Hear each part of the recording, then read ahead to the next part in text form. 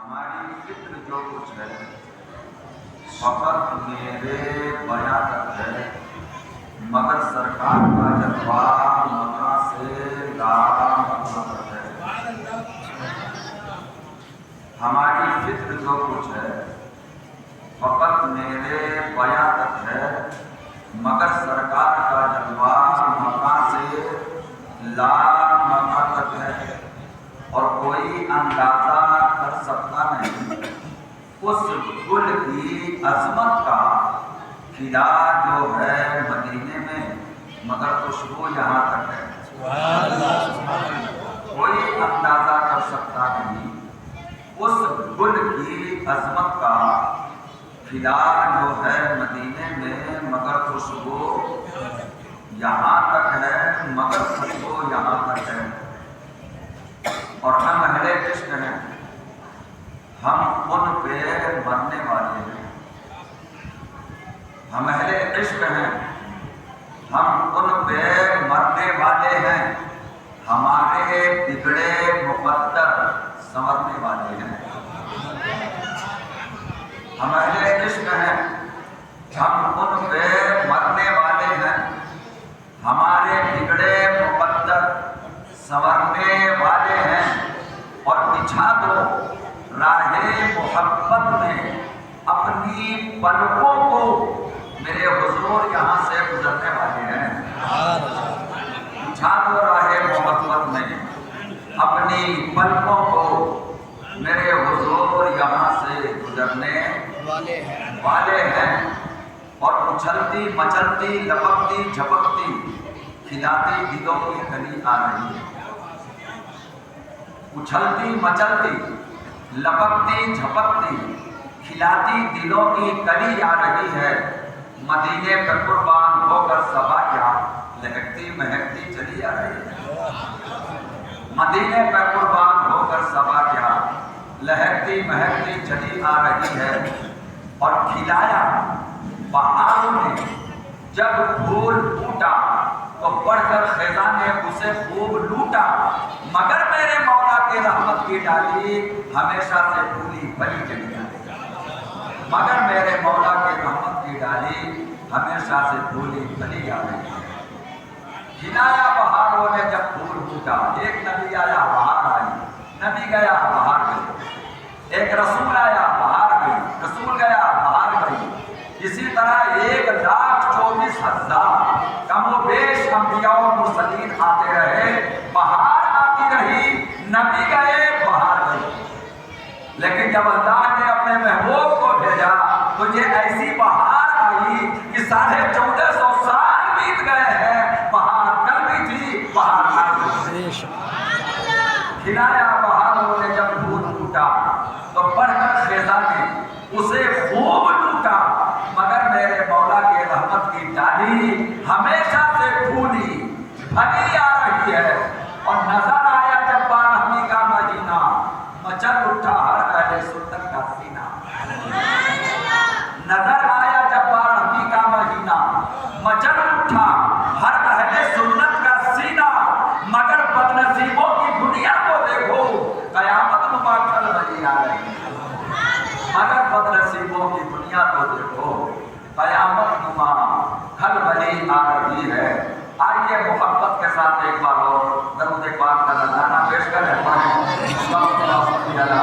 سیدنا مولانا محمد وعلی آل سیدنا مولانا محمد مبارک وسلم، صلوات و سلام علیک یا رسول اللہ۔ نبی و آل نبی کی بارگاہ میں ایک بار اور پڑھ لیں، اللہم صلی علی سیدنا مولانا محمد وعلی آل سیدنا مولانا محمد مبارک وسلم، سیدنا جد الحسن والحسین۔ محترم حضرات،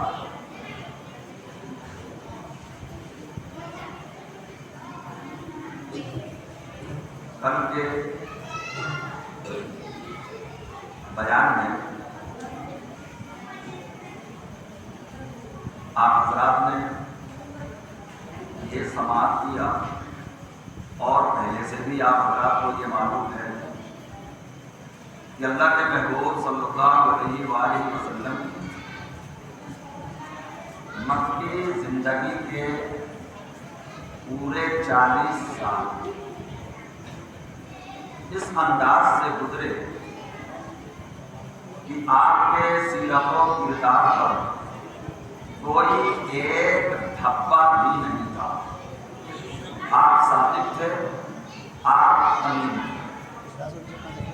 پھر اللہ رب العزت نے جب محبوب کریم صلی اللہ علیہ وآلہ وسلم کو مکے میں قرب و جوار میں اطراف میں اور عرب میں یہ منوا لیا، یہ لاجواب انسان ہے، بے مثال انسان ہے۔ پھر 40 سال کے بعد اللہ رب العزت نے اپنے محبوب کو اعلان نبوت کا حکم دیا۔ 40 سال بعد اب ہونا تو یہ چاہیے تھا کہ ایسا انسان جس نے زندگی میں کبھی جھوٹ نہ بولا ہو، معمولی سے معمولی کام تو بڑی بات ہے، کسی بڑے سے بڑے فائدے کے لیے بھی جس نے کبھی جھوٹ نہ بولا ہو، آج وہ اللہ کے لیے جھوٹ کیسے بولے؟ سوچنا تو یہ چاہیے تھا۔ لیکن آپ ذرا سا دیکھیں گے آج سیرت مصطفیٰ کا جو چیپٹر میں آپ کے سامنے رکھنے والا ہوں، یہ وہ باب ہے، وہ چیپٹر ہے جس پر اسلام کی مکمل بنیاد کھڑی ہے۔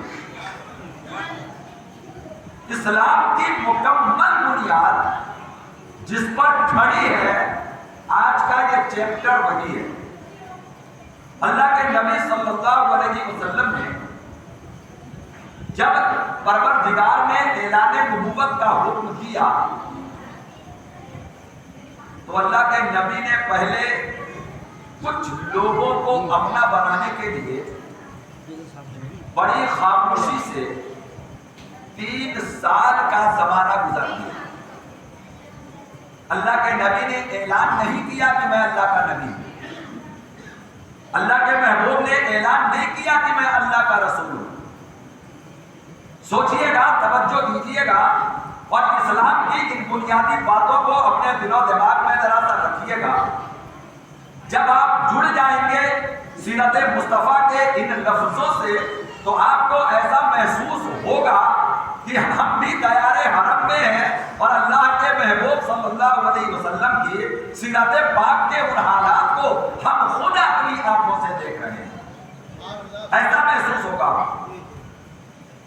3 سال تک اللہ کے محبوب نے اعلان نہیں کیا کہ میں اللہ کا نبی ہوں، اللہ کا رسول ہوں، نہیں۔ ایک کے پاس جاتے، اسے اللہ کا پیغام پہنچاتے، اس کے دل میں بات اتر جاتی اور وہ کلمہ پڑھ کے ایمان والا بن جاتا۔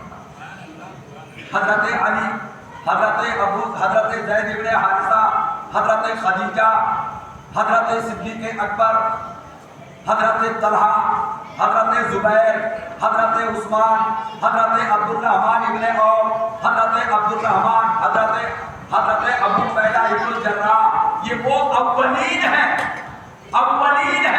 کہ اللہ کے محبوب جن کے پاس گئے، اللہ کا پیغام سنایا، انہوں نے محبوب کی سچائی دیکھی اور کلمہ پڑھ کے اسلام میں داخل ہوئے۔ 3 سال جب مکمل ہو گئے تب اللہ رب العزت نے اپنے محبوب کو اعلان کرنے کا حکم دیا، اور جب اعلان کرنے کا حکم دیا تو کیا دیا؟ قرآن مقدس میں رب ارشاد فرماتا ہے وَأَنذِرْ عَشِيرَتَكَ الْأَقْرَبِينَ۔ میرے محبوب، اب آپ یہ جو ڈر ہے نا جو سورہ مدثر میں آئی تھی، قُمْ فَأَنذِرْ، محبوب اٹھو اور لوگوں کو اللہ کا ڈر سناؤ۔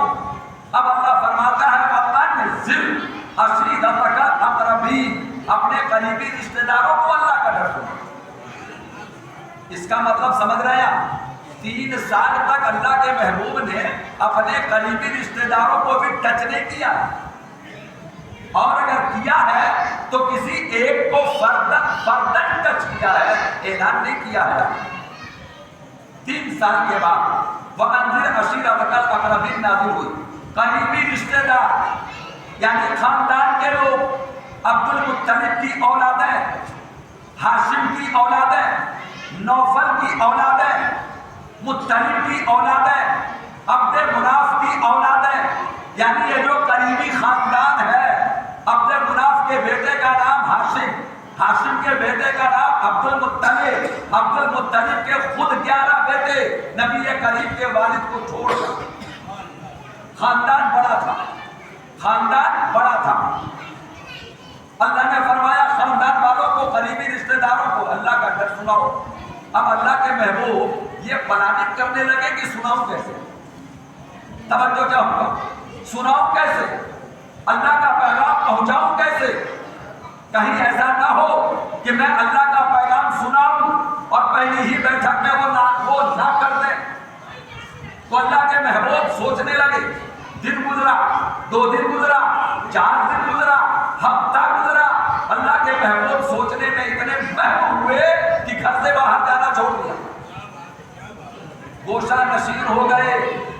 جب اللہ کے محبوب گوشہ نشین ہو گئے تو کسی اور کو تو خیال نہ آیا، لیکن ایک رشتہ زمانے میں بڑا عجیب ہے اور اس رشتے کی اہمیت کو زمانے کا ہر فرد ماننے کے لیے تیار ہے۔ وہ رشتہ ہے پھوپھی اور بھتیجے کا، یہ بڑا نرالا رشتہ ہے پھوپھی کا اور بھتیجے کا۔ حضور کی پھوپھی صفیہ کا دل بے قرار ہو گیا کہ میرے مرحوم بھائی عبداللہ کا بیٹا محمد الرسول اللہ کمرے سے باہر کیوں نہیں آتا؟ انہوں نے دوسری بہن کو بلایا جن کا نام عاتقہ، تیسری بہن کو بلایا، چوتھی بہن کو بلایا، یہ ساری پھوپھیاں اکٹھی ہو گئی اور کہنے لگی لگتا ایسا ہے کہ ہمارے بھتیجے پر کوئی مشکل آن پڑی ہے یا بیمار ہو گیا ہے، آؤ ہم ایک ساتھ چلتے ہیں اور اپنے بھتیجے کی خیریت پوچھتے ہیں۔ یہ تینوں کے چاروں پھوپھیاں آئیں، اللہ کے نبی کی بارگاہ میں پوچھا بھتیجے کیا تیری طبیعت خراب ہے؟ اللہ کے محبوب نے کہا بالکل نہیں۔ کہا تیرے اوپر کوئی مشکل ہے؟ کہا وہ مشکل بھی نہیں۔ پھر پوچھا آخر ماجرا کیا ہے؟ ذرا خاموشی بنائے۔ پھر پوچھا کہ آخر ماجرا کیا ہے؟ تو اللہ کے نبی نے فرمایا کہ میرے رب نے مجھے یہ حکم دیا ہے کہ میں لوگوں کو اللہ کا ڈر سناؤں۔ یہ راز کی بات جو اب تک اللہ کے نبی کسی کو نہیں بتا رہے تھے، پھوپھیوں کو بتایا۔ کسے بتایا؟ پھوپھیوں کو، کہ میرے رب نے مجھے نبوت و رسالت کے لیے چن لیا ہے۔ اب میرے رب نے مجھے حکم دیا ہے کہ میں قریبی رشتہ داروں کو اللہ کا ڈر سناؤں، تو میں فیصلہ نہیں کر پا رہا ہوں کہ یہ ڈر سناؤں کیسے۔ پھوپھیوں نے کہا بھتیجے ڈرو مت، ہم تمہارا سپورٹ کریں گے۔ بول دو نا یار، ہمارا سپورٹ کریں گے، جبکہ وہ بھی ابھی باایمان نہیں۔ لیکن کیا کہا بھتیجے، تم نے زندگی میں کبھی جھوٹ نہیں بولا، تو جھوٹ کا تو تصور ہی نہیں کیا جا سکتا، جو تم کہو گے وہ بات سچی ہوگی، ہم تمہارا سپورٹ کریں گے۔ اب ہمارا ایک مشورہ ہے۔ کہا کیا؟ کہا بڑے بڑے بھائی کے پاس چلو۔ کس کے؟ ابو طالب کے۔ کہا چلو ابو طالب کے، اور ابو طالب سے مشورہ کر کے تمام خاندان کے لوگوں کو ابو طالب کی حویلی میں بلاتے ہیں، پورے خاندان والوں کو کہاں بلاتے ہیں؟ ابو طالب کی حویلی میں۔ اور سنو، کسی بھی طرح ابو لہب کو مت بلانا۔ توجہ، کس کو مت بلانا؟ کس کو مت بلانا؟ لچا تھا پہلے سے، جبھی تو بہن منع کر رہی ہے۔ لفنگا تھا پہلے سے، جبھی تو بہن منع کر رہی ہے۔ سارے خاندان کو بلا لو سوائے ابو لہب کے۔ لیکن وہ تو پہلے سے تیار میں تھا، جو ہی اس کو پتا چلا کہ خاندان والوں کو آج بھتیجے نے بلایا ہے تو آگے آگے آ بیٹھا، آگے آگے آ بیٹھا۔ اللہ کے محبوب صلی اللہ علیہ وسلم میٹنگ میں تشریف لے گئے۔ توجہ دیجیے گا، یہ رننیتی بن رہی ہے کہ اسلام کا پیغام پہنچایا کیسے جائے، گھر میں بن رہی ہے۔ ابو طالب کے گھر سارے خاندان کے لوگ جمع ہو گئے۔ جب سب اکٹھے ہوئے، اللہ کے محبوب کچھ کہتے اس سے پہلے ابو لہب بک بک کرنے لگا، اتنا بکا، اتنا بکا، اتنا بولا، اتنا چلایا، اتنا شور مچایا کہ سارا ٹائم ختم ہو گیا۔ اللہ کے محبوب ایک لفظ نہ بول سکے۔ کیا بہنوں نے غلط کہا تھا؟ نبی کریم کی پھوپھیوں نے کیا غلط کہا تھا کہ ابو لہب کو مت بلانا؟ لیکن آ بیٹھا اور اتنا بولا کہ نبی کریم کو بولنے کا ہی موقع نہیں دیا۔ کس مقصد کے لیے یہ میٹنگ بلائی گئی ہے وہ سارا مقصد ختم ہو گیا۔ اللہ کے محبوب پھر گھر میں جا بیٹھے۔ دن گزرا، 2 دن گزرا، 4 دن گزرا، کیا کریں کیا نہ کریں، اتنے میں حضرت جبریل امین آ گئے۔ حضرت جبریل کہنے لگے یا رسول اللہ اٹھیے، ہمت کا کمر باندھیے، راہ خدا میں نکلیے، آپ کا رب آپ کی مدد کرے گا، آپ کا رب آپ کی مدد کرے گا، ہمت کیجیے، کھڑے ہو جائیے۔ اللہ کے محبوب نے پھر واپس گھر جا کر یہ بلاوا دے دیا، آج رات کو چچا ابو طالب کے گھر آ جانا، آج رات کو چچا ابو طالب کے گھر آ جانا، آج رات کو چچا ابو طالب کے گھر آ جانا۔ تقریباً 47 آدمی اکٹھے ہو گئے خاندان کے، کتنے؟ 47 آدمی، اور یہ صرف خاندان کے ہیں جو عبد المطلب کی اولادیں ہیں، بیٹے ہیں، بیٹوں کے بیٹے ہیں، نبی کریم کے چچا ہیں، آپ کے بھتیجے، آپ کے بھائی ہیں، آپ کے چچا زاد بھائی ہیں، بھائیوں کے بیٹے ہیں۔ 47 آدمی جب اکٹھے ہوئے اور آج اللہ کے نبی جب پہنچے تو آج آپ نے ابو لہب کو بولنے ہی نہیں دیا۔ اس سے پہلے کہ وہ بولتا اللہ کے محبوب کھڑے ہو گئے، اللہ کے محبوب کھڑے ہو گئے، اور کھڑے ہونے کے بعد اللہ کے نبی صلی اللہ علیہ وسلم نے اس میٹنگ کا مقصد بیان کیا، اور مقصد میں اللہ کے محبوب نے ایک بڑی لاجواب تقریر فرمائی، بڑی مختصر اور بڑی لاجواب تقریر فرمائی، اور ارشاد فرمایا کہ خاندان والوں تو مجھے جانتے ہو، میری سچائی جانتے ہو، میری امانت جانتے ہو، میری دیانت جانتے ہو، مجھ پر آج تک کوئی داغ نہیں ہے، تم یہ بھی جانتے ہو۔ اب ایک بات سن لو، کبھی کوئی خاندان کا فرد اپنے ہی خاندان والوں کو کبھی کنویں میں نہیں دھکیلتا، کبھی انگاروں میں نہیں جانے دیتا۔ اس کا کام ہے کہ اگر خاندان کا کوئی شخص بہک رہا ہے تو اسے علاج پر لائے۔ میں تمہارے خاندان کا ایک فرد ہوں، میں دیکھ رہا ہوں کہ تمہارا ہر قدم جہنم کی طرف بڑھ رہا ہے، میں چاہتا یہ ہوں کہ تم کو دوزخ سے نکال کر جنت کی پہاڑوں میں پہنچاؤں، اور اس کا طریقہ یہ ہے کہ میرے رب نے مجھے جس دین کے ساتھ بھیجا ہے اس دین کا کلمہ پڑھ لو، اسلام میں داخل ہو جاؤ۔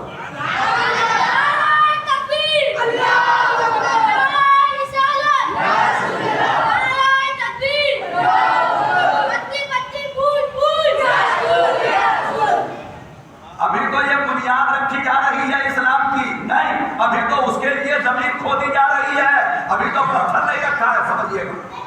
اللہ کے نبی صلی اللہ علیہ وسلم نے جب یہ تقریر فرمائی تو سب سے پہلے ابو لہب پکا،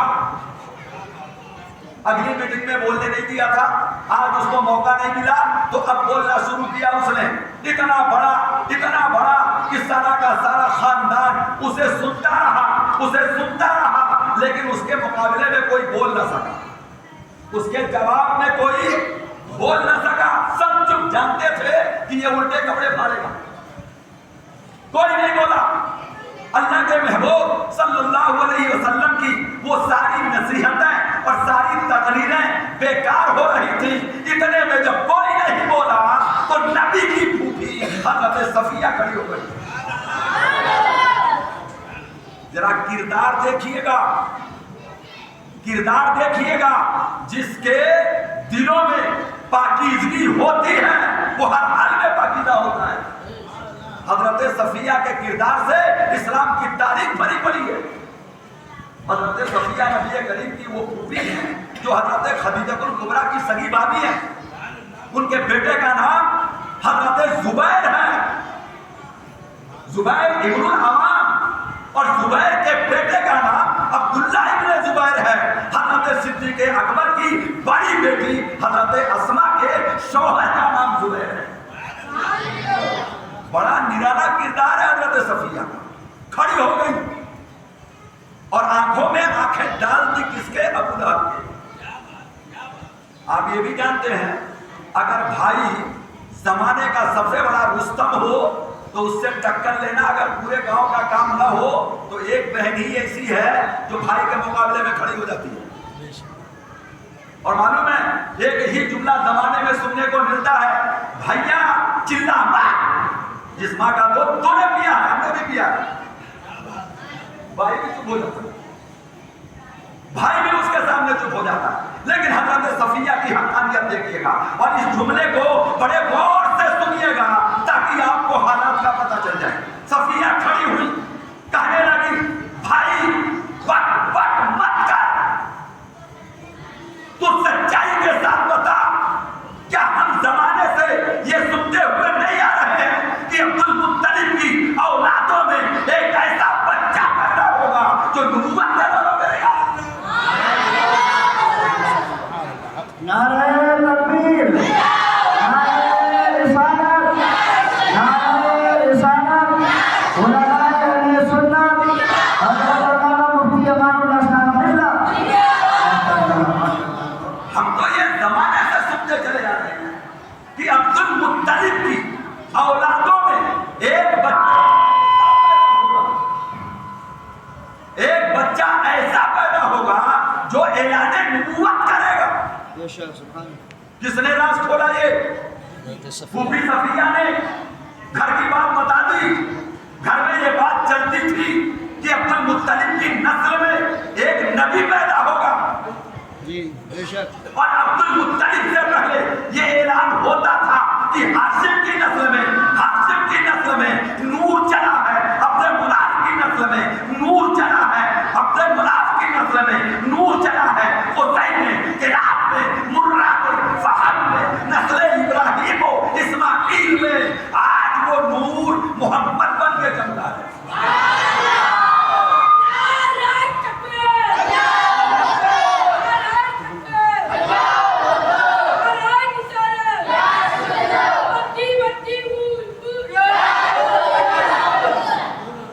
سارے خاندان کے لوگوں کے سامنے حضرت صفیہ نے رکھ دیا۔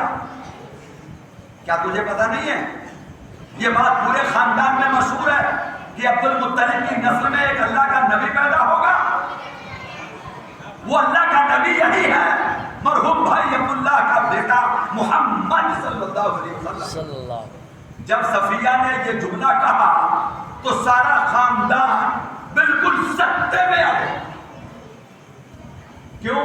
اس لیے کہ بات تو سچی تھی، لیکن ابو لہب کہنے لگا، چپ کر بہن، یہ تم عورتوں کی باتیں ہیں،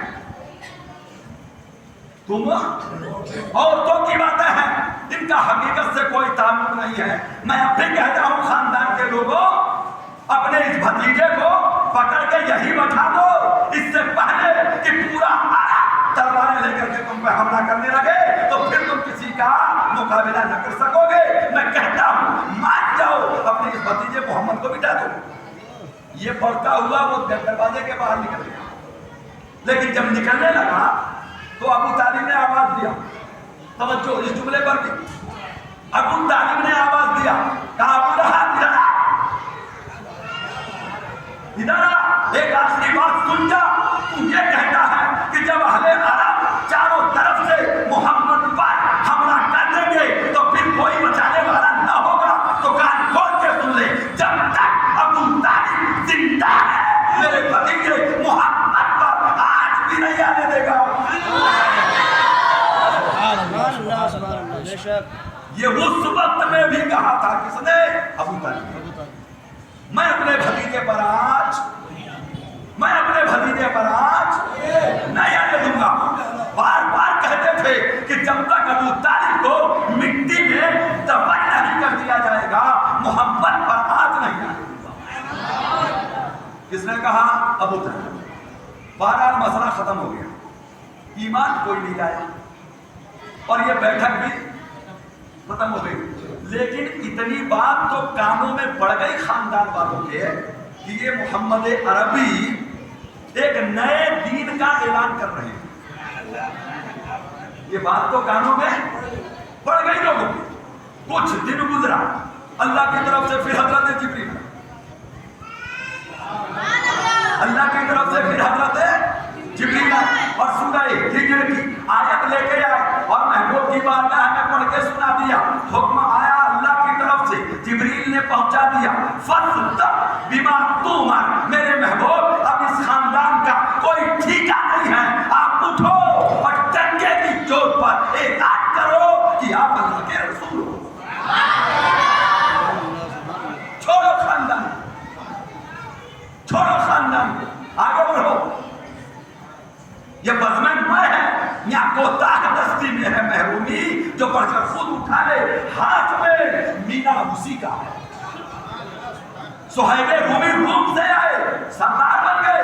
سلمان فارسی فارس سے آئے سردار بن گئے. ابو لہب وہیں بیٹھا رہا مردود بارگاہ بن گئے. جو بڑھ کر خود اٹھا لے ہاتھ میں مینا اسی کا ہے. اللہ کے نبی صلی اللہ علیہ وسلم نے پھر ایک پلان بنایا. اب پورے مکے کو خبر پہنچانی. اب یہ وہ واقعہ ہے جو عالم اسلام کا ہر فرد جانتا ہے. اللہ کے محبوب صبح تڑکے فجر کے ٹائم صفا کی پہاڑی پر چڑھ گئے اور زور زور سے آواز لگائی یا صباح یا صباح.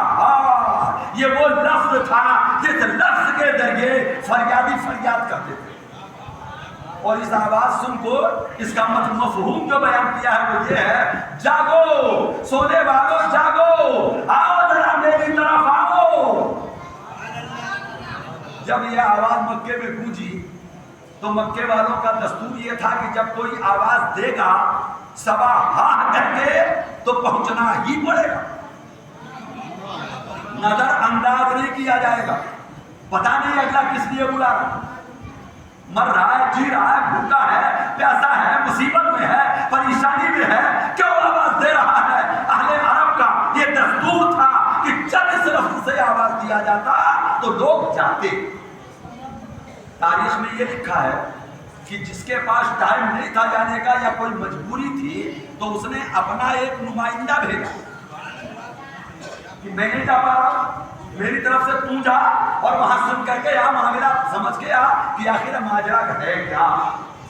اللہ کے نبی نے جب یہ اعلان کیا تو صبح ہی صبح سارے مکے کی بستی کے لوگ فاران کی چوٹی کے نیچے جمع ہو گئے. فاران کی چوٹی کے نیچے جمع ہو گئے.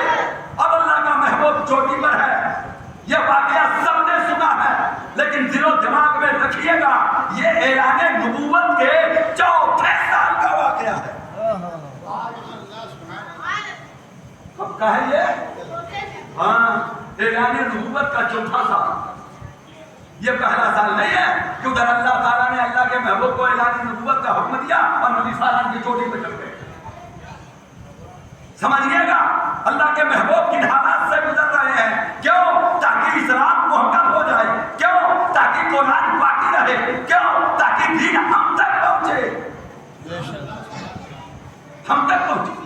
اللہ کے محبوب یہ سارے جتن اس لیے کر رہے تھے کہ عالم میں اسلام کی بات اگر وہ مشکلیں اللہ کے محبوب نے نہ برداشت کی ہوتی تو آج نہ آپ کے ہاتھ میں یہ پرچم ہوتا، نہ یہ قرآن ہوتا، نہ نماز ہوتی، نہ روزہ ہوتا، نہ اسلام ہوتا، نہ ایمان ہوتا. بہت سے نبی آئے نا، کسی کے 2 امتی، کسی کے 4 امتی، کسی کے 50 امتی، کسی کے 100 امتی. سنتے ہیں آپ میدان محشر میں جب صفیں لگیں گی نا تو سارے انبیاء کے امتوں کی صفیں سمٹ کے رہ جائیں گی. 1-2 صف میں بقیہ ساری صفیں امت رسول کی ہوں گی، اسی امت کی ہوں گی. اس امت یہ محبوب کے قربانیوں کا نتیجہ ہے. اب فاران کی چوٹی پر اللہ کے محبوب نے وہی اہتمام کیا. لوگوں تم مجھے کیسا جانتے ہو؟ وہ محسوبہ کیا ہے جسے آپ سنے ہیں، اس لیے میں اس میں زیادہ وقت آپ کا نہیں لوں گا. مجمع نے کہا تم سچے ہو، تم امین ہو، تم صادق ہو، تم نے کبھی جھوٹ نہیں بولا. نبی نے کہا جو میں کہوں اسے سچ مانو گے؟ کہا مانو گے. نبی نے کہا اگر میں یہ کہوں کہ یہ پیچھے کی طرف ایک فوج ہے جو ننگی تلواریں لے کے تم پہ حملہ کرنا چاہتی ہے تو میری بات مانو گے؟ کہا مانیں گے. سب اقرار لے لیا. جب اقرار ہو چکا تو اللہ کے محبوب نے اسلام کا پیغام پہنچا دیا. کہا جب یہ ساری باتیں تم ماننے کو تیار ہو تو محمد کی یہ بھی بات مانو کہ محمد اللہ کا رسول ہے. اور جس راستے پہ تم چل رہے ہو اس راستے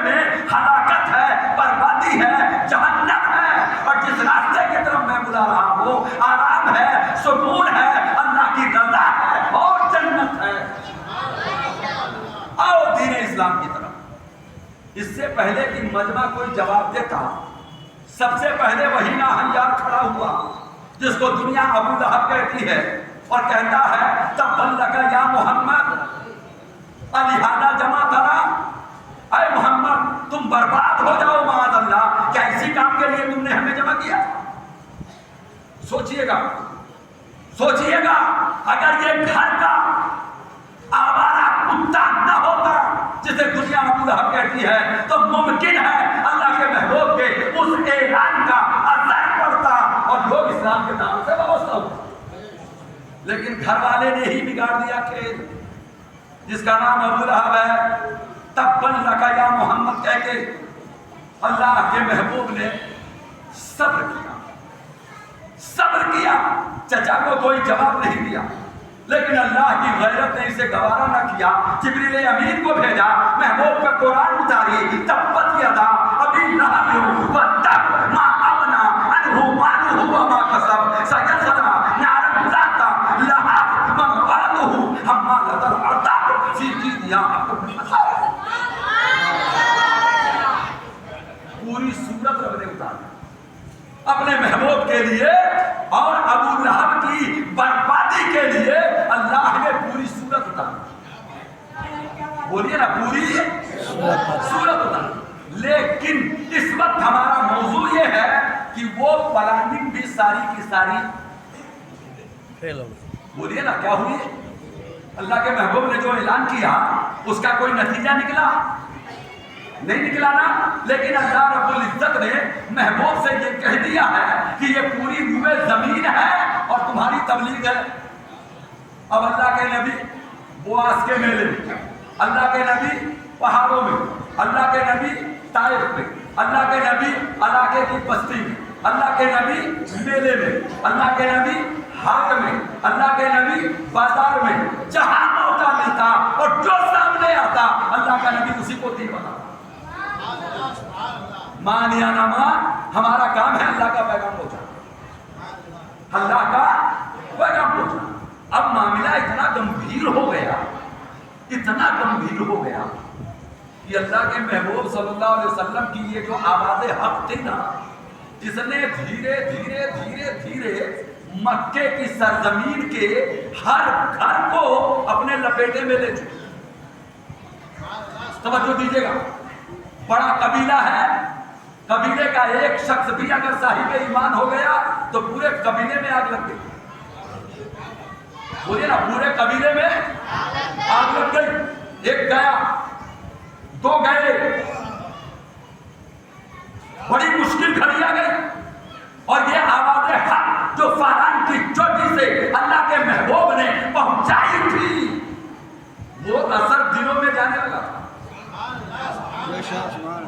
اسلام کی مقناطیسیت نے چمبک کی طرح صاف دلوں کو کھینچنا شروع کر دیا تھا۔ اب اسے روکے کیسے؟ یہ جتنا دبانے کی کوشش کرتے ہیں یہ اتنا ہی بڑھتا ہے، مکے کے سردار اکٹھے ہوئے، غور فکر سوچ وچار، اس کو روکا کیسے جائے؟ سرداروں نے کہا، تقریباً 14 سردار اکٹھے ہوئے، عتبہ، شیبہ، ولید ابن مغیرہ، عاص ابن وائل سہمی، ابو سفیان، عقبہ ابن معیط، بڑے بڑے ابو جہل، ابو لہب اکٹھے ہوئے۔ کیا کیا جائے؟ ان میں سب سے بڑا سردار عتبہ تھا، اتنا بڑا کھوپڑا تھا عتبہ کا۔ جانتے ہیں آپ عتبہ کو؟ عتبہ کے داماد کا نام ابو سفیان ہے اور عتبہ کی بیٹی کا نام ہندا ہے۔ عتبہ معمولی آدمی نہیں تھا۔ اس نے کہا، لوگوں تم مجھے کیسا جانتے ہو؟ کہا، ارے بڑا اچھا، میری عقل پہ تمہیں کتنا بھروسہ ہے؟ کہا، بہت زیادہ۔ کہا، میں کیا کر سکتا ہوں؟ کہا، تم تو پتھر کو بھی پگھلا سکتے ہو۔ کہا، اعتماد ہے، بھروسہ ہے؟ کہا ہے۔ کہا وہ دیکھو دور مکے کے حرم میں یعنی اسی کعبے کے اطراف میں وہ اکیلا محمد ابن عبداللہ بیٹھا ہے، کیا اجازت دیتے ہو کہ میں اس سے بات کرنے کے لیے جاؤں؟ اپنا جادو چلا کے آؤں؟ سارے سرداروں نے کہا جا، ہم تیرا انتظار کرتے ہیں۔ عتبہ اکیلا گیا، نبی کریم کے سامنے جا کے بیٹھ گیا۔ اللہ کے محبوب عبادت میں لگے ہوئے تھے۔ اس نے کہا بھتیجے میں تجھ سے کچھ بات کرنے آیا ہوں۔ اللہ کے محبوب نے سر اوپر اٹھایا، فرمایا جو کہنا ہے کہہ جاؤ، توجہ، جو کہنا ہے کہہ جاؤ۔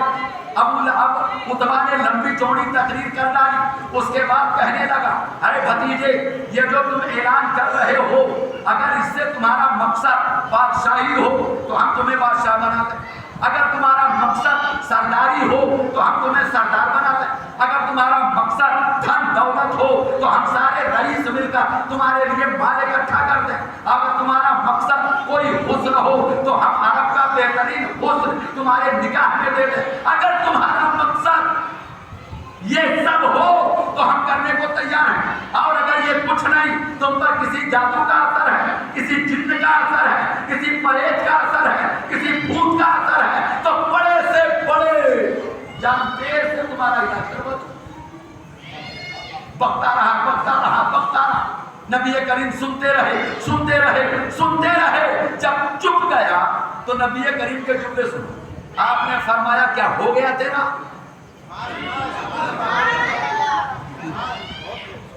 اللہ کے محبوب کی عادت بیچ میں ٹوکنے کی نہیں تھی، جتنی بھڑاس ہے نکال لے، جتنا بکنا ہے بک لے۔ جب عتبہ پورا بک چکا خاموش ہو گیا تو نبی نے کہا کہ تیرا ہو گیا؟ کہا ہو گیا، اب مجھے جواب چاہیے۔ نبی نے کہا تو لے جواب سن۔ نبی نے کیا کہا؟ لے جواب سن۔ اعوذ باللہ من الشیطان الرجیم، بسم اللہ الرحمن الرحیم، حامیم تنزیل۔ سورہ حامیم سجدہ کی آیت نبی نے ابتدا سے پڑھنی شروع کی۔ یہ حفاظ یہاں بیٹھے ہیں، نبی کریم پڑھتے رہے، عتبہ سنتا رہا، نبی پڑھتے رہے، عتبہ سنتا رہا، نبی پڑھتے رہے، عتبہ سنتا رہا۔ یہ جو 15 لائن کی حافظ قرآن ہے اس کا ایک صفحہ عتبہ سنتا رہا، 2 صفحہ عتبہ سنتا رہا، 3 صفحہ عتبہ سنتا رہا، 4 صفحہ، پوری 38 آیتیں۔ حامیم سجدہ کی کتنی؟ بولے نا کتنی؟ 38، 3 اور 8، 38 آیتیں۔ 38ویں آیت پر سجدہ آتا ہے۔ حامیم سجدہ میں اللہ کے محبوب کھڑے ہوئے اور اسی حرم میں نبی نے تلاوت کا سجدہ کیا۔ جواب کیا دیا؟ نبی نے اپنی طرف سے ایک لفظ نہیں کہا، سبحان اللہ سبحان اللہ، اپنی طرف سے ایک لفظ نہیں کہا، بلکہ کیا کیا؟ قرآن پاک کے 4 صفحے پڑھ کے سنا دیے۔ حامیم سجدہ کے سجدے والی آیت تک، اور جب سجدے کی آیت ہوئی تو آپ نے سجدہ کیا، اور سجدہ کرنے کے بعد آقا کھڑے ہوئے، آپ نے فرمایا تیرے سوالوں کا جواب ہو گیا، عتبہ اٹھو اور جاؤ۔ اب ٹھہریے، جب نبی کریم قرآن پڑھ رہے تھے، اب سے پہلے آپ نے کیا سنا؟ جو سنتا ہے کلام ان کا وہ ان کا ہو ہی جاتا ہے۔ یہی مکے والوں کا اعلان تھا، اس لیے کسی کو نبی کے پاس جانے، کسی کو بھی نبی کے پاس جانے نہیں دیتے تھے، کسی کو قرآن سننے نہیں دیتے تھے۔ آج عتبہ اپنی مرضی سے آیا تھا، نبی کریم نے بھی فیصلہ کر لیا آج تجھے قرآن سناؤں گا، آج تجھے توجہ دیجیے گا، آج تجھے قرآن سناؤں گا۔ نبی کریم نے 4 صفحے سنا ڈالے، اور وہ بھی حافظی قرآن کے 15 لائن والے، 38 آیتیں۔ اس کی کنڈیشن کیا تھی؟ سنتا رہا، یوں پلک نہیں جھپکائے، پھر تھک گیا تو ہاتھ پیچھے ٹیک لیا، سنتا رہا، پھر تھک گیا تو دوسرا ہاتھ بھی ٹیک لیا، سکتے میں آ گیا۔ اس کے بعد جو اٹھا ہے تو ایسی کنڈیشن تھی کہ جیسے کوئی 50 سال کا بیمار تھے، توجہ، ایسی کنڈیشن میں اٹھا اتبا، اتنا پہلوان آدمی کہ جیسے کوئی 25 دن کا بیمار ہوتے، بدن میں جان نہیں، پیر لڑکھڑا رہے. اب وہ جو 14-15 سردار انتظار کر رہے تھے، یہ ادھر نہیں گیا. توجہ، ادھر نہیں گیا، بلکہ سر جھکا کے چلتا رہا، چلتا رہا، چلتا رہا، سیدھے اپنے گھر گیا اور گھر جا کے دروازہ بند کر کے اندر بیٹھ گیا. ایک روایت ہے یہ جسے میں آپ کے سامنے رکھ رہا ہوں. ایک روایت وہ بھی ہے جس میں یہ سرداروں کے پاس گیا ہے، لیکن دوسری روایت میں وہ روایت بھی شامل ہے. یہ اپنے گھر گیا، دن بیتا، 2 دن بیتا، 4 دن بیتا، 5 دن بیتا، ہفتہ بیتا، گھر کے باہر نہیں نکلا. یہ قرآن کا اثر ہے جناب. کس کا اثر ہے؟ قرآن کا. اب ابو جہل کہتا ہے، اے مکے کے سرداروں، کچھ تمہیں خبر بھی ہے اتبا کا کیا ہوا؟ کیا ہوا؟ کہا اب تک کوئی خبر نہیں آ رہی. کہیں ایسا تو نہیں ہے کہ محمد کا جادو اس میں بھی چل گیا معاذ اللہ؟ کہا پھر کیا کریں؟ کہا چلو خبر لیتے ہیں، چلو خبر لیتے ہیں. پھر یہ سارا کا سارا قافلہ اتبا کے گھر پہنچا. وہاں پہنچنے کے بعد ابو جہل نے 10-5 تو جملے کسے، اس کی عادت میں تھا 2-5 تو جملے کسے. اے اتبا، کیا تجھ میں جادو چل گیا؟ اے اتبا، کیا تم نے سودا کر لیا؟ اے اتبا، کیا محمد کے میٹھے میٹھے کھانوں نے اور میٹھی میٹھی بولیوں نے تجھے ان کا غلام بنا دیا؟ جملے کسے. اتبا کو غصہ آ گیا. اس نے کہا ماجرا کیا ہے؟ کہا ایک بات کان کھول کے سن لو تم سارے سردار، جو میں کہتا ہوں. کہا کیا کہتے ہو؟ کہا محمد کو اس کے حال پہ چھوڑ.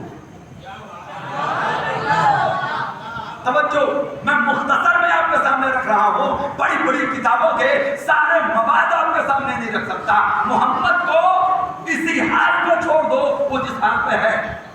پوچھا سردار کیوں؟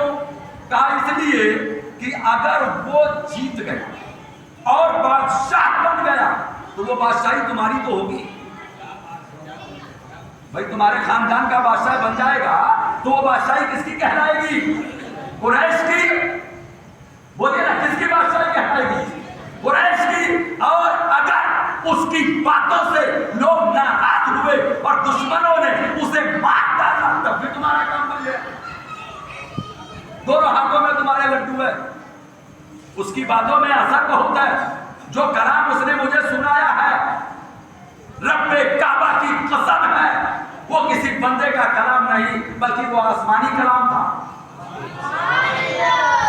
دشمن بھی گواہی دے رہا ہے کہ وہ کلام انسان کا کلام نہیں ہے بلکہ وہ اللہ کا کلام ہے. ابو جہل نے، شیبہ نے، عاصم نے، وائل نے پھر کہا اے اتبا، ایسا لگتا ہے ہم تو تجھے بڑا عقل مند سمجھتے تھے، لیکن تو بھی محمد کے پاس گیا تو اسی کا اثر لے کے آیا. اتبا کو غصہ آیا تو کھڑا ہوا. اس نے کہا لوگوں گواہ رہنا، میں قسم کھاتا ہوں کہ آج کے بعد میں محمد سے ملوں گا ہی. اس کے تعصب نے، حسد نے، جلن نے، دشمنی نے اتبا کو روک دیا، ورنہ اتبا تو ایمان والا ہو جاتا. اتبا تو ایمان والا ہو جاتا. یہ ہتھ کنڈا بھی بیکار، یہ ہتھ کنڈا بھی بیکار. پھر سارے سردار اکٹھے ہوئے. آخر اس کو روکا کیسے جائے؟ تو پھر سرداروں نے فیصلہ کیا جو آپ بار بار سنتے ہیں کہ ابو طالب کے پاس چلتے ہیں. توجہ، یہ ابو طالب کے پاس پہنچے سارے سردار. کہنے لگے اے ابو طالب، آپ ہم میں سب سے عزت والے، عظمت والے، برتری والے، کعبے کے متولی، شیخ حرم کہلاتے ہیں، اس لیے ہم آپ کے پاس آئے ہیں. آپ اپنے بھتیجے محمد کو روک لیجئے.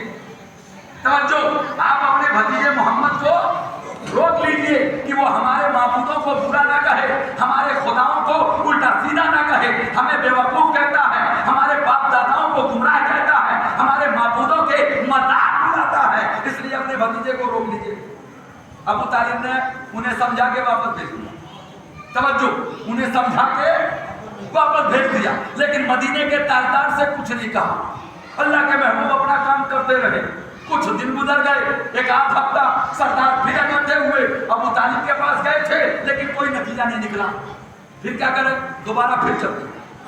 اب جب دوبارہ پھر سارے سردار اکٹھے ہوئے اور ابو طالب کے پاس گئے تو اپنی دفعہ لہجہ بدلا ہوا تھا۔ اے ابو طالب، ہم آپ کے پاس پہلے بھی آئے تھے، بھتیجے کے بارے میں سمجھا کے گئے تھے، آپ نے کوئی اثر نہیں لیا۔ اپنی دفعہ پھر ہم آپ سے کہنے آئے ہیں، یا تو آپ اپنے بھتیجے سے برطرف ہو جائیے، ہم جانیں، آپ کا بھتیجا جانیں، اور اگر آپ بیچ میں آتے ہیں تو نہ ہم آپ کو چھوڑیں گے نہ اپنے بھتیجے کو چھوڑیں گے۔ یہ تو دھمکی ہوئی۔ بولیے نا، یہ کیا ہوا؟ ارے یہ کیا ہوا؟ دھمکی، اور وہ بھی کھلی دھمکی۔ کیا ہوئی ہے؟ دھمکی اور کھلی دھمکی۔ اور سب سے بڑے سپورٹر اللہ کے محبوب کے کون تھے؟ نبی کے چچا ابو طالب، وہی تھے نا۔ اب ان کو دھمکی دے دی۔ ابو طالب نے نبی کریم کو بلایا اور بلانے کے بعد پوری بات بتائی کہ آج پھر سردار کے قریش کے سارے سردار میرے پاس آئے تھے اور وہ اس طریقے کی دھمکی دے کے گئے۔ توجہ، اس طرح کی دھمکی دے کے گئے، اس لیے اے بھتیجے، اپنے بوڑھے چچا کی سفید داڑھی پر ترس کھاؤ، خود بھی آرام سے رہو، ہمیں بھی آرام سے رہنے دو، اور یہ جو تم تبلیغ کر رہے ہو اس کو تھوڑے دن کے لیے روکو۔ توجہ، کس نے کہا؟ چچا نے۔ واسطہ کس کا دیا؟ سفید داڑھی کا۔ توجہ، سفید داڑھی کا۔ اللہ کے نبی صلی اللہ علیہ وآلہ وسلم نے ٹھہر کر تسلی سے اپنے چچا کو جواب دیا، چچا، اگر یہ مکے کے سردار میرے ایک ہاتھ میں لا کر کے سورج رکھ دیں اور دوسرے ہاتھ میں لا کر کے چاند رکھ دیں اور پھر یہ کہیں کہ میں تبلیغ دین سے رک جاؤں، تب بھی یہ ممکن نہیں ہے۔ یہاں تک کہ تبلیغ کرتے کرتے یا تو میں فنا ہو جاؤں گا یا اسلام بلند ہو جائے گا۔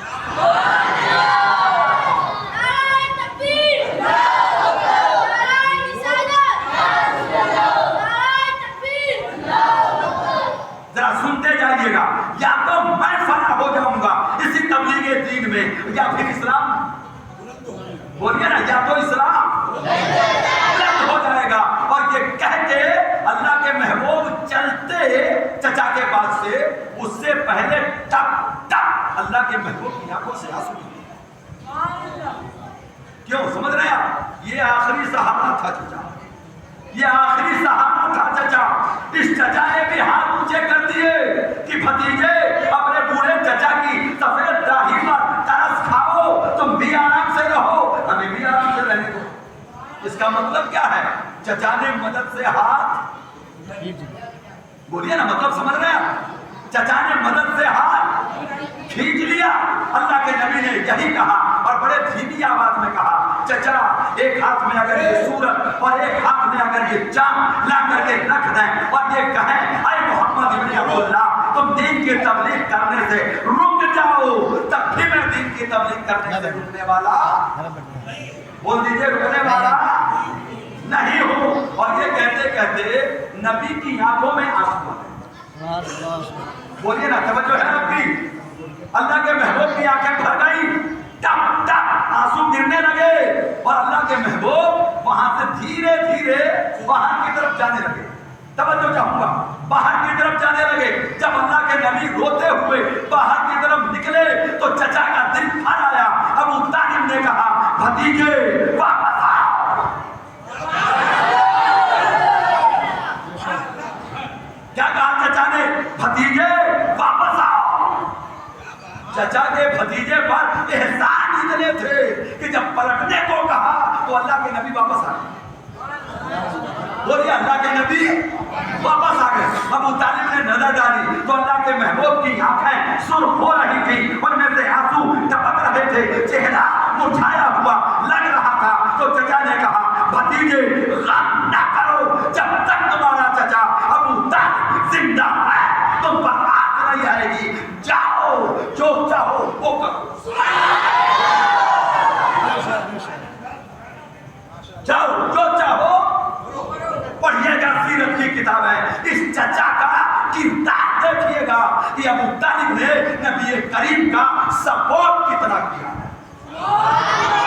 جب ہم نمٹ لیں گے ان سے سارے سردار مل کر بھی تم تک نہیں پہنچ پائیں گے جب تک کہ میری مٹی سے نہ گزر جائے. یعنی مجھے مار کے دفن کر دیں اور پھر میرے قبر سے گزریں تب یہ تم تک پہنچیں گے. اس سے پہلے یہ تمہارا چچا ابو طالب انہیں گزرنے بھی نہیں دے گا. یہ ابو طالب نے اعلان کر دیا. اور جب یہ اعلان کر دیا تو اللہ کے محبوب وہاں سے واپس آئے. سنیے گا, وہاں سے واپس آنے کے بعد پھر وہی کام جو روز ہوتا, آج اس کے پاس, کل اس کے پاس, پرسوں اس کے پاس. اور اب تو اللہ کے محبوب کا وہ جرأت مردانہ تھا کہ موڈ آ جاتا نا تو دروازے پہ پہنچ جاتے, دروازہ کھٹکھٹاتے, وہ باہر نکلتا تو کہتے قل لا الہ الا اللہ محمد رسول اللہ. پوچھنے دروازہ بجا کے باہر بلا کے پھر اللہ کا پیغام دیتے. وہ ہمت تھی. اب انہوں نے سوچا کیا کریں یار, یہ ابو طالب کے پاس ہم 2 بار چلے گئے. توجہ, ابو طالب کے پاس ہم 2 بار چلے گئے اور دونوں بار ناکام. یہ ابو طالب اپنے بھتیجے کی حمایت سے ہاتھ نہیں کھینچتے. اب کیا کریں؟ کیا لڑ سکتے ہیں؟ توجہ, کیا لڑ سکتے ہیں؟ ہرگز نہیں. کیوں؟ اس لیے کہ خاندان عبد المطلب بہت بڑا تھا. بولیے نا, عباس کس میں؟ اسی میں. امیر حمزہ کس میں؟ اسی میں. حارث کس میں؟ اسی میں. عبیدہ کس میں؟ اسی میں. ابھی چند منٹ پہلے سنا کہ 47 عمر ابو طالب کے گھر میں تھے. ابو طالب کے گھر میں تھے. اور اگر خاندان عبد مناف جمع ہو جائے تو سب کے چھکے چھڑا جائیں. بھائی عبد مناف, پھر عبد مناف کے بہت سارے بیٹے, پھر انہی میں سے ایک بیٹے ہاشم, پھر ہاشم کے بیٹے, پھر عبد المطلب اور اسد, پھر ان کے بیٹے, اور پھر نبی کریم کے چچاؤں کی اولادیں. سوچئے نا, عبداللہ کے بیٹے نبی اس وقت اس عمر میں ہیں, 45 سال کی عمر میں ہیں, تو باقی چچاؤں کے بیٹے کیسے ہوں گے؟ ان کو ڈر تھا کہ اگر ہم نے محمد پر ہاتھ ڈالا تو یہ قبیلہ ہمیں کھا جائے گا.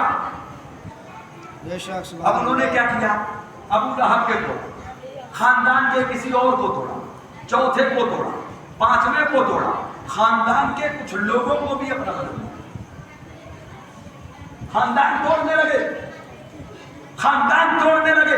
اور جب خاندان توڑنے سے کچھ فرصت ملی کہ یہ بھی میرا ہے, یہ بھی میرا ہے, یہ بھی میرا ہے, اب یہ محمد کا ساتھ نہیں دے گا, تو پھر ایک دن میٹنگ بیٹھی, پھر ایک بار, یہ چوتھی میٹنگ ہے نہیں 5ویں میٹنگ ہے, یہ پھر بیٹھی. اب کیا کریں؟ ولید ابن مغیرہ جو ان کا بڈھا تھا, اس کا ایک بیٹا تھا جس کا نام عمارہ تھا. عمارہ بڑا خوبصورت تھا, بڑا کڑیل تھا, بڑا جوان تھا, بڑا بہادر تھا, تلوار کا دھنی تھا, اور مکے میں اس کے حسن کے نام لیے جاتے تھے. بیٹا تھا ولید ابن مغیرہ, نام تھا عمارہ. یہ سارے سردار اکٹھے ہوئے, عمارہ کو بھی بلا لیا اور لے کر کے ابو طالب کے پاس آئے. تیسری بار, بولیے گا کون سی بار؟ دوسری بار تو دھمکی دے کے گئے تھے نا, اب یہ تیسری بار آئے. کچھ نہ کچھ کمزوری تو ہے ان کے اندر جو بار بار ابو طالب کے پاس آتے ہیں. سوچئے گا, آئے چوتھی تیسری بار ابو طالب کے پاس, کہنے لگے سردار آج ہمیں بڑا فائدے کا سودا لے کے تمہارے پاس آئے. توجہ چاہوں گا, سودا فائدے کا. ابو طالب نے کہا بولو بھائی کیا سودا لے کے آئے؟ کہا ہم پہلی بار آئے تھے, ہم دوسری بار بھی آئے تھے. کہا ہاں. کہا لیکن آپ کا بھتیجا نہیں رکا. کہا ہاں. کہا آپ نے حمایت سے ہاتھ بھی نہیں اٹھایا. کہا ہاں. بھائی آپ نے اس کی حمایت نہیں چھوڑی. کہا بالکل صحیح, ہم نے اب تک اس کی حمایت نہیں چھوڑی ہے, اس لیے کہ وہ ہمارے مرحوم بھائی عبداللہ کا بیٹا ہے. اس کے حفاظت کی ذمہ داری ہمیں ہمارے باپ عبد المطلب نے سونپی ہے. اگر اس کا باپ ہوتا یا میرے باپ عبد المطلب نے مجھے اس کی ذمہ داری نہ دی ہوتی تو میں بھی ہاتھ اٹھا دیتا ابو لہب کی طرح، لیکن میں ہاتھ نہیں اٹھاؤں گا۔ کہا تو آج ایک سودا کر لیں۔ کہا وہ سودا کیا ہے؟ توجہ سے سنیے گا۔ سردار بولے آپ اس لڑکے کو دیکھ رہے ہیں؟ کہاں دیکھ رہا ہوں؟ کون ہے یہ؟ کہا یہ ولید کا بیٹا عمارہ ہے، اس کا حسن لاجواب، اس کی طاقت بے مثال، اس کی قد کاٹھی بڑا معتدل، اچھا لگتا ہے؟ کہا لگتا ہے۔ کہا تو ایک کام کریں، یہ عمارہ آپ لے لیں، اپنا بیٹا اور بھتیجا بنا لیں، اور اپنا بھتیجا محمد ہمیں دے دیں۔ توجہ، یہ روایت بھی سنی ہوگی لیکن ادھوری، آج سنیے پوری۔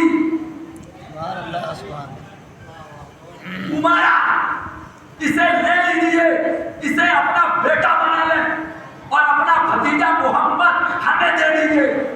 کہا وہ کس لیے؟ کہا آپ میرے بھتیجے کو لے لیں عمارہ کو، تاکہ آپ اسے پالیں، یہ آپ کی مصیبت میں کام آئے گا، اور اپنا بھتیجا محمد آپ ہمیں دے دیں تاکہ ہم اسے قبول کر دیں۔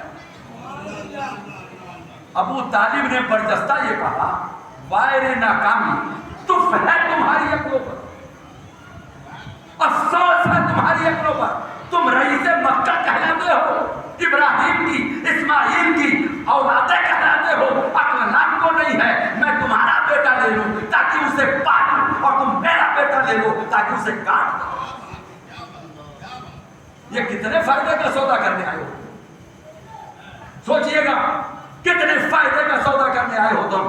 سن لو، تمہیں تمہارا عمارہ مبارک ہو، ہمیں ہمارا بھتیجا محمد مبارک ہو۔ میں ہر دن اپنا بھتیجا تمہیں دینے والا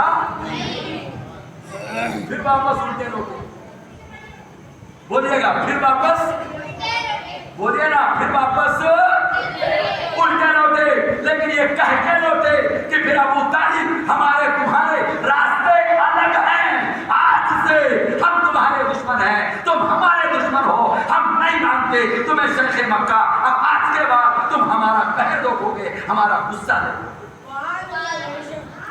ابو طالب نے کیا کیا؟ جب یہ دیکھا کہ آج تو کھلم کھلا، تو کیا کیا ابو طالب نے معلوم ہے؟ اتنا بڑا نہیں، اتنا بڑا نہیں، اتنا بڑا نہیں، اتنا بڑا، ارے یہاں سے لے کے آپ کے مسجد کے دروازے تک جائیے، اتنا لمبا ایک قصیدہ لکھا، کس نے؟ حضرت ابو طالب، اتنا لمبا قصیدہ۔ قصیدہ کا معنی شاعری، نعتیہ شاعری، اور اس شاعری میں کیا لکھا معلوم ہے؟ اپنے قبیلے والوں کو، اپنے خاندان والوں کو، عبد المطلب کی اولادوں کو، ہاشم کی اولادوں کو، اسد کی اولادوں کو، مطلب کی اولادوں کو، نوفل کی اولادوں کو، اوپر بڑھ کر اپنے مناف تک کی اولادوں کو آپ نے چیلنج کر دیا، یا تو آگے بڑھو، اپنے مرحوم بھائی عبداللہ کے بیٹے محمد کی حفاظت کرو، اور یا نہیں چلو بھرپانی میں ڈوب کے مر جاؤ۔ ایسا للکارا ہے اپنی شاعری میں، ایسا جادو جگایا ہے اپنی شاعری میں ابو طالب نے کہ پورے خاندان کا بچہ بچہ اکٹھا ہو کر یہ کہنے لگا ہم قسم کھاتے ہیں اپنی جانیں دے دیں گے لیکن محمد پر ہاتھ نہیں۔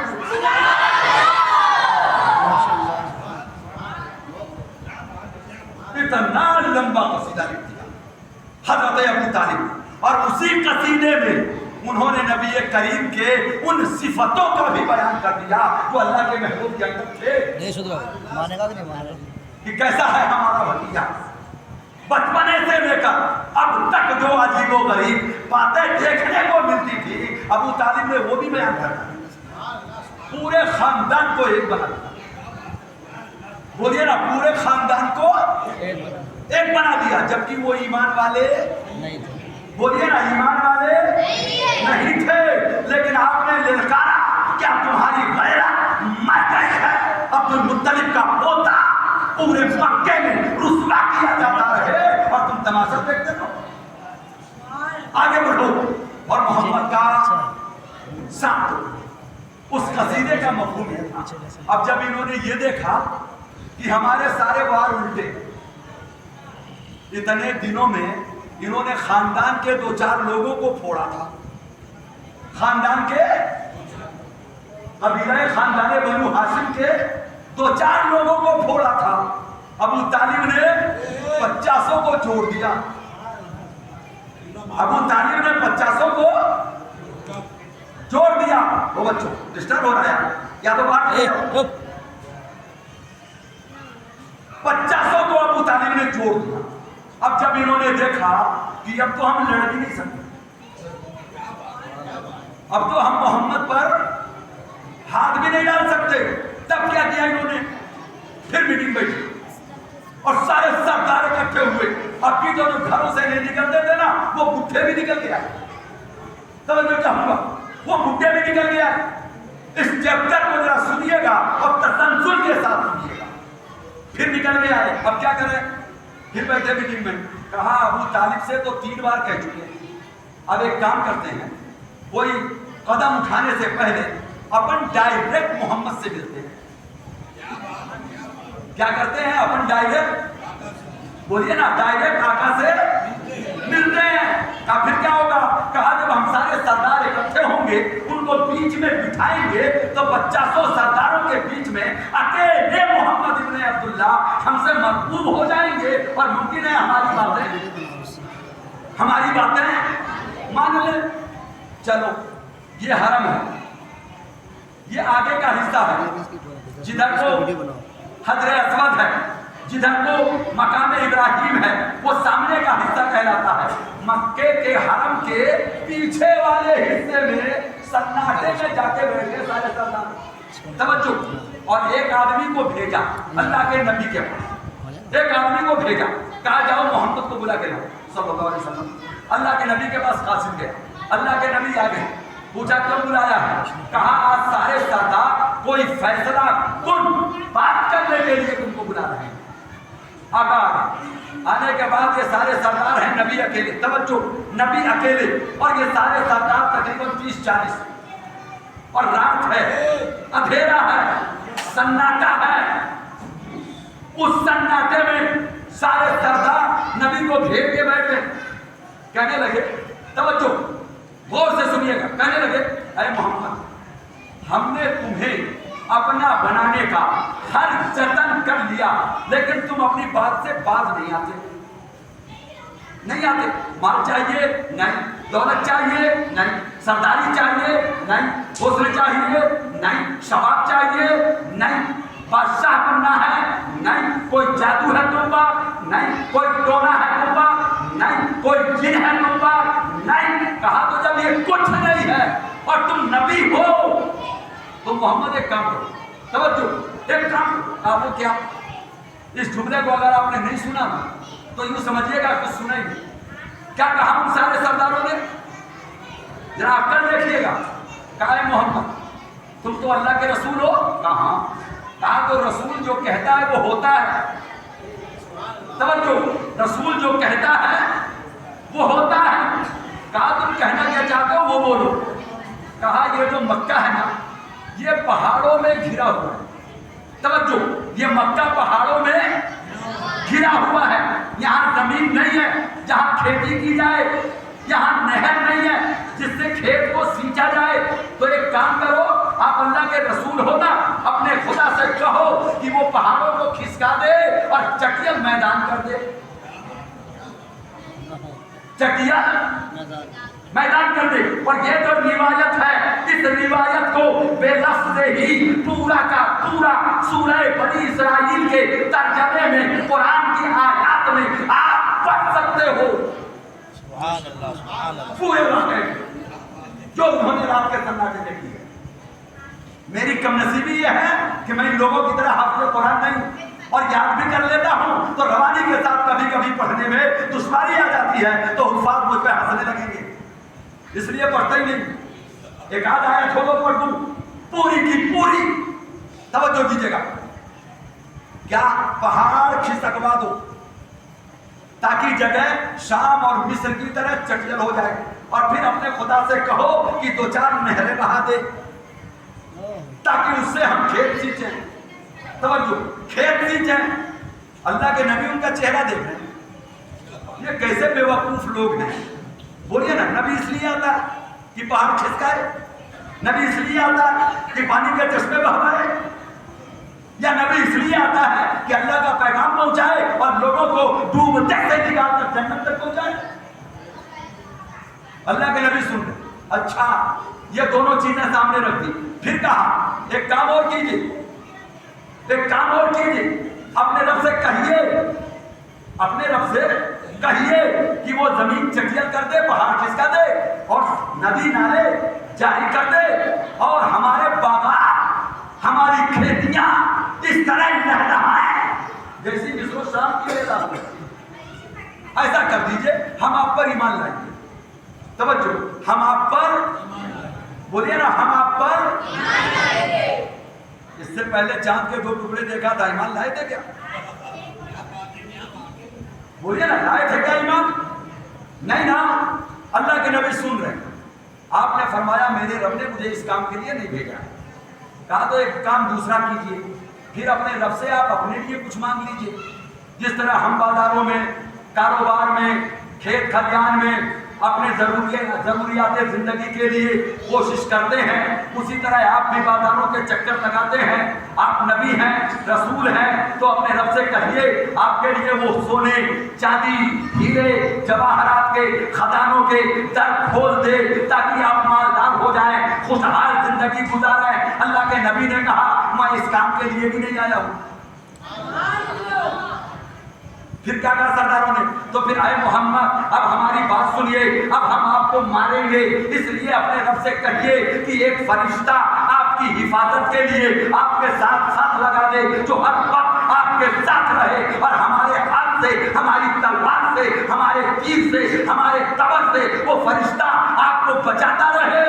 نبی نے فرمایا میرا محافظ میرا رب ہے، میں اپنے رب سے اپنی حفاظت کے لیے فرشتہ نہیں مانگوں گا۔ بولیے نا، فرشتہ نہیں مانگوں گا۔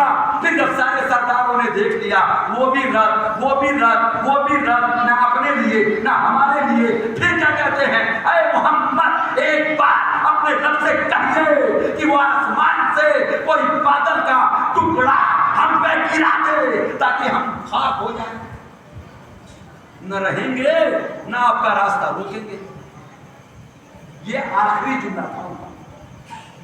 آپ اپنے رب سے کہیے کہ وہ ہم پر آسمان کا کوئی ٹکڑا گرا دے تاکہ ہم سارے کے سارے جل بھن کر کے ختم ہو جائیں، نیست و نابود ہو جائیں، نہ ہم آپ کے راستے کا روڑا بنیں گے، نہ آپ کو روکیں گے، نہ آپ کو ستائیں گے۔ اللہ کے محبوب کا جواب یہ تھا یہ بھی اللہ کی مرضی ہے، وہ چاہے تو تمہیں فنا کر دے اور وہ چاہے تو تمہیں باقی رکھے۔ بولو کچھ اور کہنا ہے؟ کہا نہیں، کچھ نہیں کہنا۔ اللہ کے محبوب وہاں سے اٹھے اور اپنے گھر کے لیے روانہ ہو گئے۔ توجہ چاہوں گا آپ کی، کون سی کسر چھوڑی ہے مکے والوں نے؟ کلمہ تو پڑھتے نہیں اور دباؤ اتنا بنا رہے ہیں کہ اللہ کا محبوب صلی اللہ علیہ وسلم اگر آخری پیغمبر نہ ہوتا تو اس پیغمبر کا بھی وہی حال ہوتا جو پہلے نبیوں کا ہوتا، لیکن یہ اللہ کا محبوب پیغمبر۔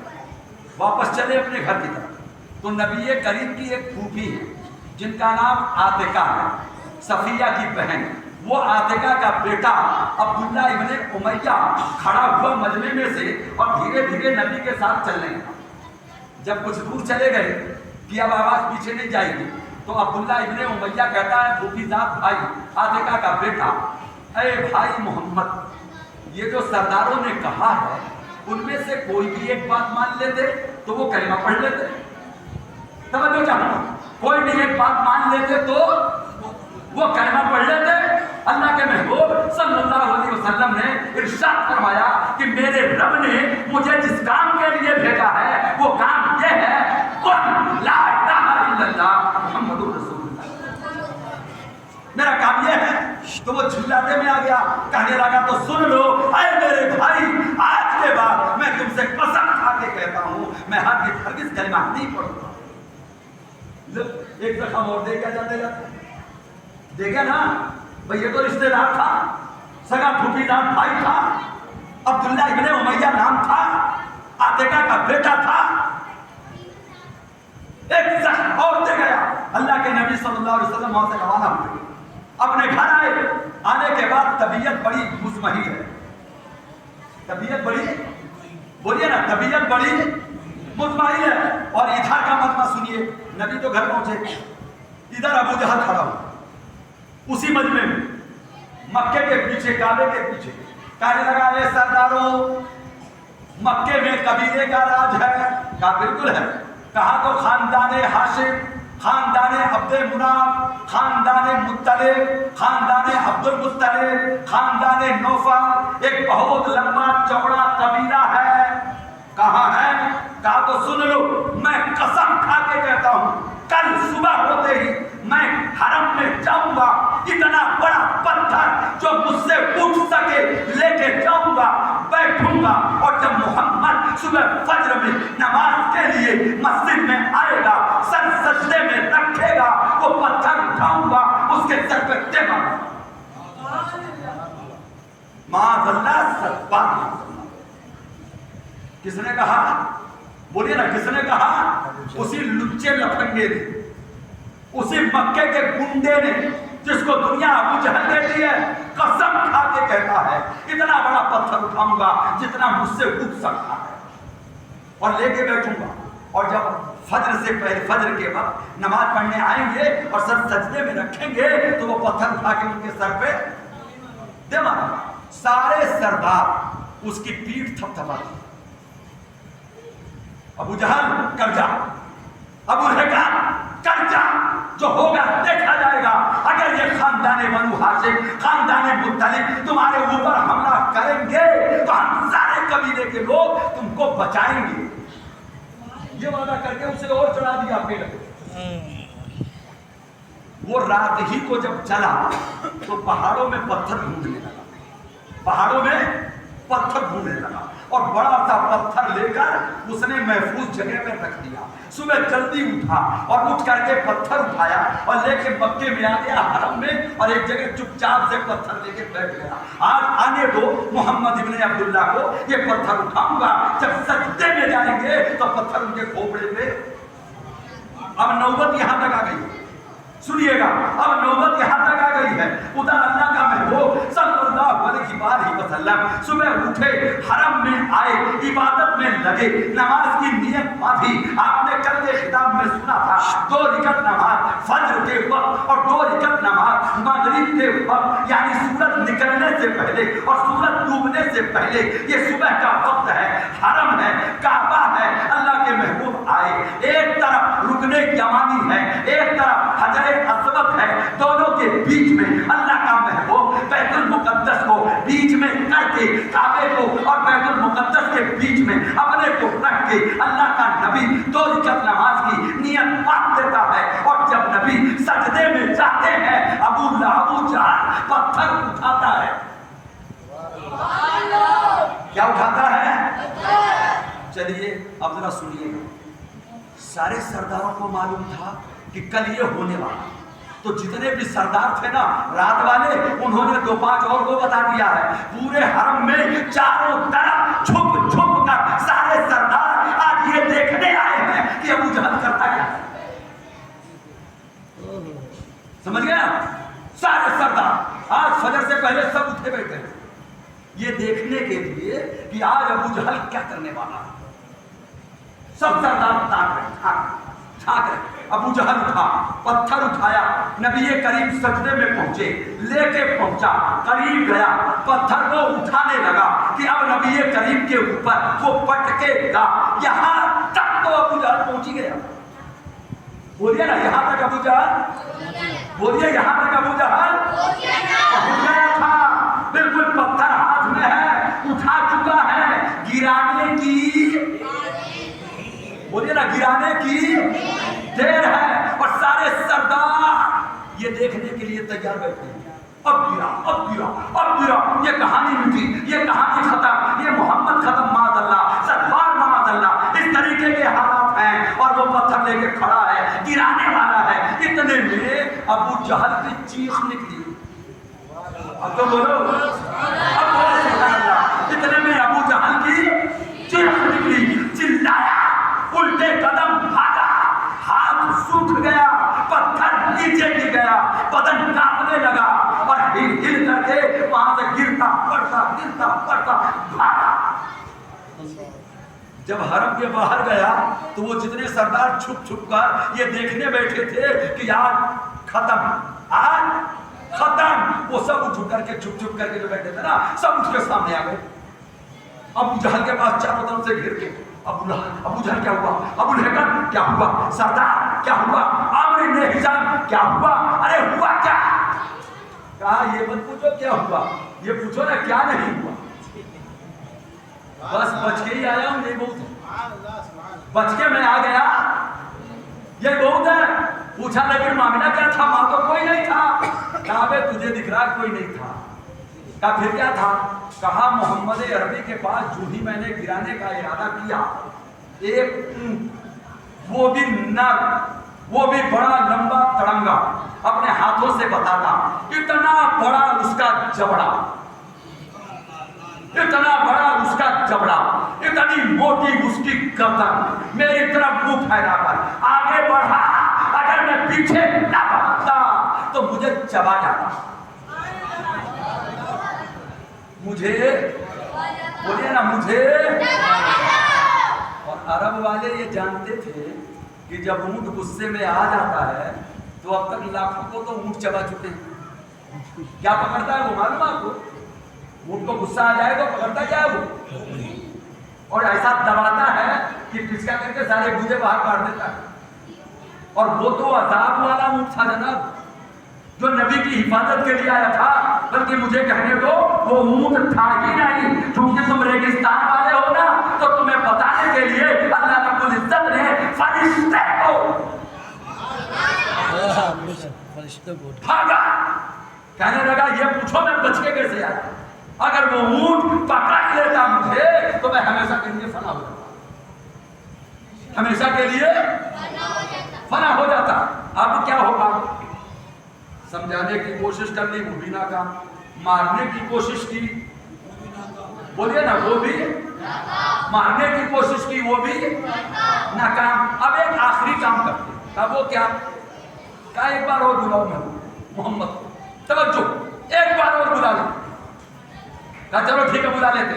پھر سارے اکٹھے ہوئے، اللہ کے محبوب کے پاس پھر قاصد بھیجا، اللہ کے محبوب پھر آئے، کہا آج کیا مسئلہ لے کے آئے ہو؟ کہا آج تو دو بات کرنے ہیں۔ کہا وہ دو بات کیا ہے؟ کہا وہ دو بات یہ ہے کہ ایسا کریں، نہ آپ مجھ سے لڑیں نہ میں آپ سے لڑوں۔ کہا پھر؟ کہا ایک سال آپ ہمارے خداؤں کی عبادت کریں، توجہ، ایک سال آپ ہمارے خداؤں کی، لات کی، عزا کی، حبل کی، منات کی عبادت کریں، سال کے اینڈ میں دیکھیں گے کہ اس سال کتنا منافع ہوا، کتنا فائدہ ہوا۔ پھر کہا اگلا سال جب آئے گا تو ہم سب مل کر آپ کے خدا کی عبادت کریں گے، ایک اللہ کی عبادت کریں گے پورے سال، اور ان معبودوں کی عبادت بالکل نہیں کریں گے، آپ کے خدا کی، ایک واحد خدا کی عبادت کریں گے سال بھر، اور پھر دیکھیں گے سال میں کہ رزلٹ کیا ہے۔ یعنی یہ معبودان باطلہ والا سال زیادہ برکت کا رہا یا اللہ کی عبادت والا سال زیادہ فائدے کا رہا؟ سمجھ گیا؟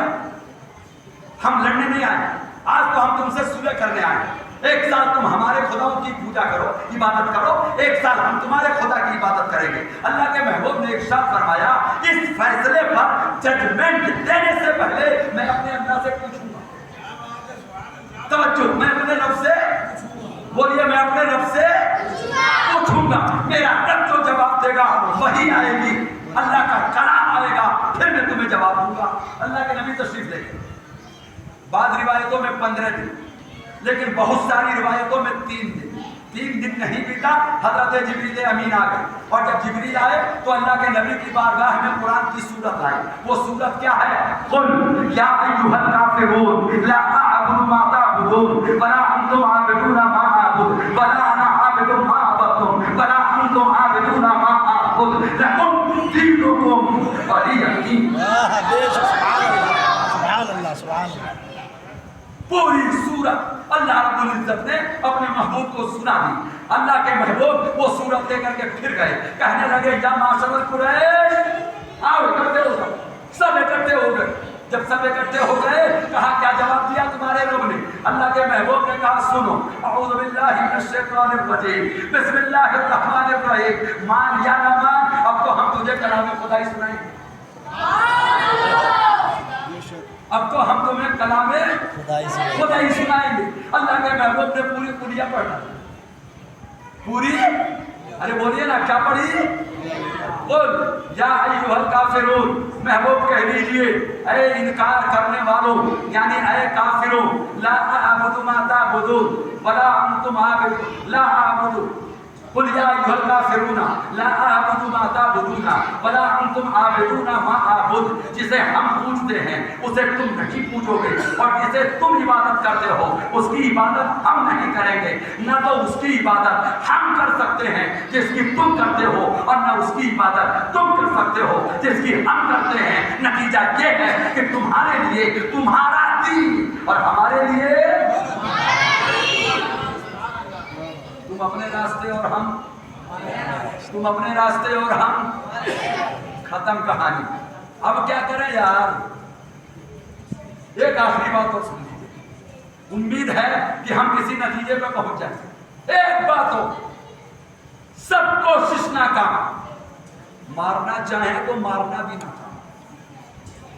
बोलिए ना, मिटाना चाहे तो, हमला करना चाहे तो, है ना। दो चार रिवायतें और कभी सुनाऊंगा। ये अबू जहल की तरह जिन लोगों ने अल्लाह के महबूब को मारने की कोशिश की ना, और जब की है, ताईद रब्बानी साथ आई है और उनको मुंह तोड़ जवाब दिया है। लेकिन अभी नहीं, अभी तो आखिरी बात सुना। ये सारे सरदार इकट्ठे हुए, इनमें एक बड़ा खुरनाट था, उसका नाम था नदर इब्ने हारिस। क्या नाम था उसका? नदर इब्ने हारिस। ये पढ़ा लिखा भी बहुत ज्यादा था और थोड़ा सा सियासी पकड़ भी इसकी बड़ी मजबूत थी। इसने कहा लोगों एक मशवरा दूं मैं तुम्हें। कहा दो? का मशवरा ये है, अगर ये सच्चा नबी है तो सच्चे नबी से कभी भी मुकाबला कर नहीं सकते, और अगर ये झूठा है तो झूठे को जब चाहो जब मसल दो। लेकिन ये पता कैसे लगाएं कि ये सच्चा है कि झूठा? का फिर क्या करें? कहा आदमी भेजो मदीने में बड़े बड़े यहूदी आलिम हैं, राहिब हैं, अहबार हैं, उनके पास आसमानी किताबों का इल्म है। उनसे जाके फतवा पूछो कि ये हमारे मोहल्ले का, हमारे गांव का मोहम्मद इब्ने अब्दुल्ला सच्चा नबी है या माज़अल्लाह झूठा? तब फिर क्या होगा? कहा अगर वो कह देते हैं कि सच्चा है तो हमें सरेंडर होना पड़ेगा, तवज्जो चाहूंगा। और अगर वो कह देते हैं झूठा तो हम उसे सरेंडर कर देंगे। तवज्जो है आप लोगों? ये आखिरी फतवा है। जैसे आपके गांव के लोग जब किसी मसले में ज्यादा चूचू का मुरब्बा बन जाए ना, तो फिर दारुल उलूम नूरी इंदौर से फतवा मंगाओ, जो मुफ्ती साहब का फतवा होगा उसके सामने सब सरेंडर। दीन में यही होता है, फतवा मंगाओ, चलो ठीक है। फिर जाएगा कौन? सरदार बोला वलीद इब्ने मुगीरा, ए नदर इब्ने हारिस, तू पढ़ा लिखा ज्यादा है तो तू ही जा। उक़बा इब्ने अबू मुईद को तू अपने साथ ले जा। तो ये उक़बा इब्ने अबी मुईद और नदर इब्ने हारिस, ये दोनों मक्के से चले, मदीना पहुंचे। सफर की सौबतें परेशानियां, वहां जाके बड़े बड़े राहिबों को इकट्ठा किया। इकट्ठा करने के बाद पूछा हालात ये हैं, मक्के के हालात ये हैं, अब तुम बता दो कि वो सच्चा है या झूठा? एक बात बताऊं, मदीने के सारे यहूदियों को पता था कि वो सच्चा नहीं है। बोलिए ना, वो सच्चा। कुरान फरमाता है यारिफूनहु कमा यारिफूना अबनाअहुम। इन लोगों का हाल ये था कि ये नबी करीम को इस तरह पहचानते थे जिस तरह बाप बेटे को पहचानता है।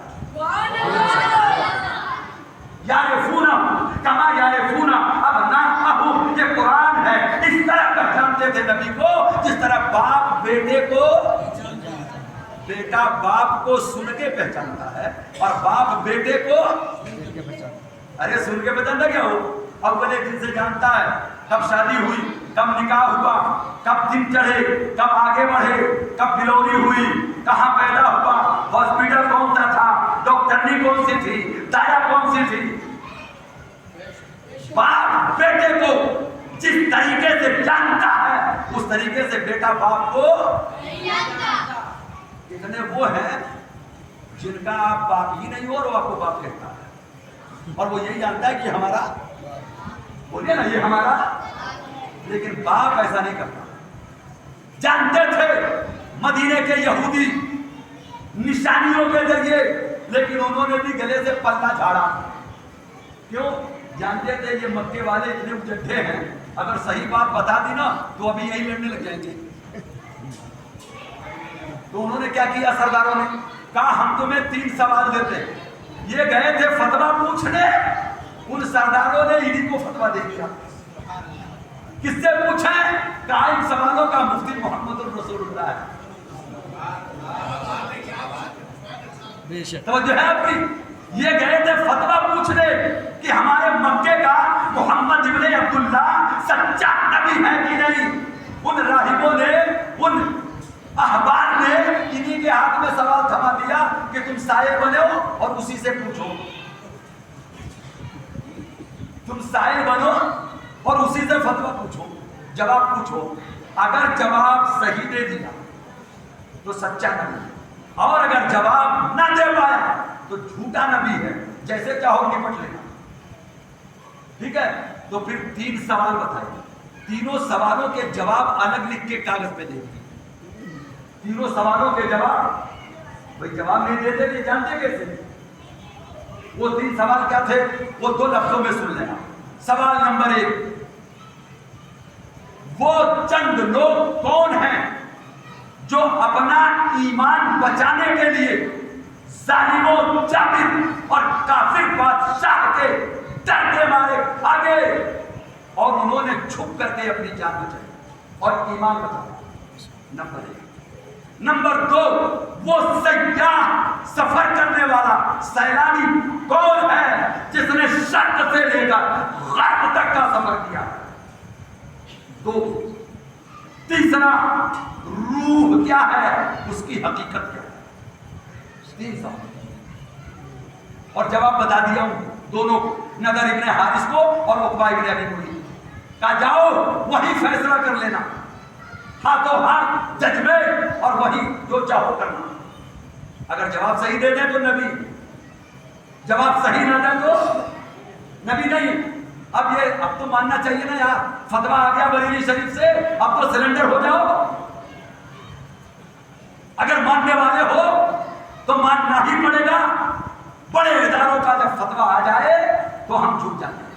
ये मक्के वालों ने मदीने वालों से फतवा मंगवाया और यहूदी आलिमों से मंगवाया जिनके पास तौरेत थी, तौरेत वालों से मंगवाया। ठीक है, आ गए बड़े खुश हो। इन दोनों की खुशी का ठिकाना। जब ये मक्के में घुसे तो सारे सरदार पीछे पीछे, कासिद आ गए, पूछा क्या हुआ। कहा अरे ऐसा जजमेंट लेकर के आए हैं ना, अभी दूध का दूध और पानी का पानी हो जाएगा, अभी सच्चे का और झूठे का पता चल जाएगा, अभी खरे और खोटे में तमीज हो जाएगी, अभी सारा पोल खुल जाएगा। ऐसे टींगे मार रहे, ऐसी टींगे का मामला क्या है। कहा उन्होंने 3 सवाल दिए हैं, आओ मक्के में बुला दो। हरम में, काबे के शहर में सारा मक्का जमा हो गया। बोलिए ना, सारा गड्ढे खोदे हो तुम ही गिरोगे। बकिया लोगों के दिलों में उस महबूब की मोहब्बत बैठेगी जिसे तुम रोक नहीं पाओगे। इकट्ठा हो गया पूरा मक्का। नबी करीम बुलाए गए। बुलाने के बाद ये लोग जैसे कि ऐसा सवाल है कि जिसका जवाब इनके पास है ही नहीं। यही है ना 3 सवाल। सवाल नंबर 1, ऐ मोहम्मद इब्ने अब्दुल्ला सच्चे नबी हो तो जवाब दो। कहा दूसरा सवाल भी पेश कर दो। उन्होंने दूसरा सवाल भी रख दिया। तीसरा भी पेश कर दो। उन्होंने तीसरा भी पेश कर दिया। اللہ کے محبوب نے ارشاد فرمایا کہ میں اللہ کا ایک بندہ ہوں، میرا رب جب مجھے بتاتا ہے تب میں لوگوں کو بتاتا ہوں، میں انتظار کروں گا اللہ کی طرف سے وحی آنے کا۔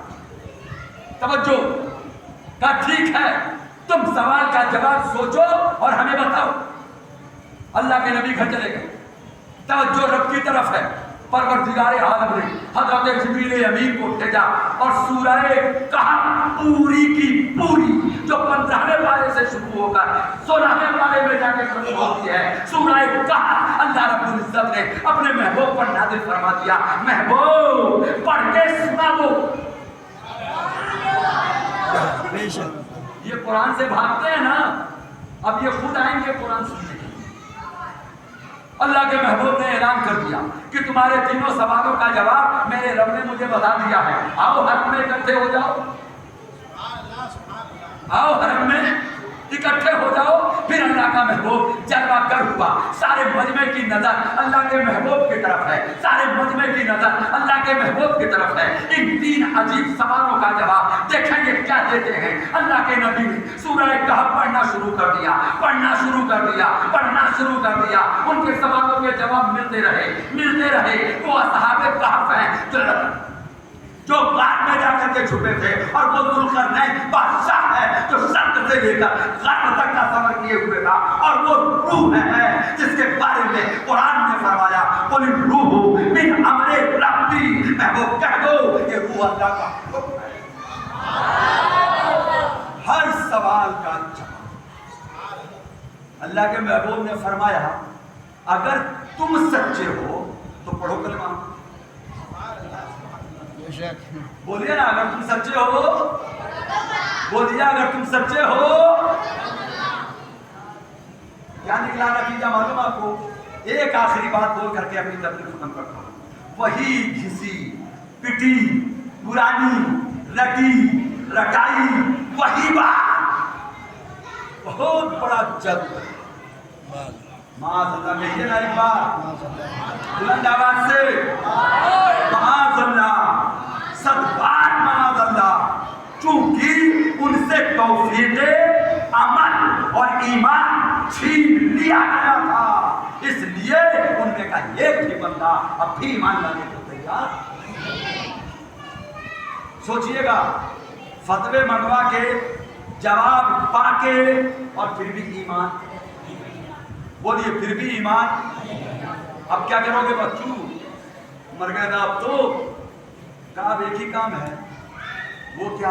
کہا سارے سرداروں کو، واس کو، پاس کو، قریب کو، اسگاؤں کے پسگاؤں کے سب لوگوں کو اکٹھا، اب سب لوگوں کو اکٹھا کیا، اور اکٹھا کرنے کے بعد ایک تحریر لکھی جس کا بیان انشاءاللہ کبھی پھر، اور لفظ آپ جانتے ہیں 3 سال کے لیے، بلکہ سال کی قید نہیں تھی، اس میں قید نہیں تھی، یہ اور بات ہے کہ وہ مشقت 3 سال کی رہی۔ انہوں نے تحریر لکھی، کعبے میں لٹکا دی، اور اللہ کے نبی اور نبی کے پورے خاندان کا، جن لوگوں نے مدد کا وعدہ کیا تھا، اس پورے قبیلے کا انہوں نے سوشل بائیکاٹ کر دیا، جسے شعب ابی طالب کیا کہتے ہیں؟ شعب ابو طالب کی گھاٹی۔ 3 سال اللہ کے نبی کو سنتے، اب نہ مکے میں رہنے دیں گے، نہ کسی کو آنے دیں گے، نہ جانے دیں گے، نہ بیچنے دیں گے، نہ خریدنے دیں گے، نہ شادی کرنے دیں گے، نہ موت میت میں شریک ہونے دیں گے، سوشل بائیکاٹ۔ کیا ہوا؟ اللہ نے محبوب کی مدد کیسے کی؟ یہ بھی کبھی انشاءاللہ تبارک و تعالیٰ پھر، لیکن آپ کے دل و دماغ میں یہ بات مجھے ڈالنی تھی کہ اسلام کی بنیاد رکھی کیسے گئی، یہی بتانا تھا، رکھی کیسے گئی اسلام کی بنیاد۔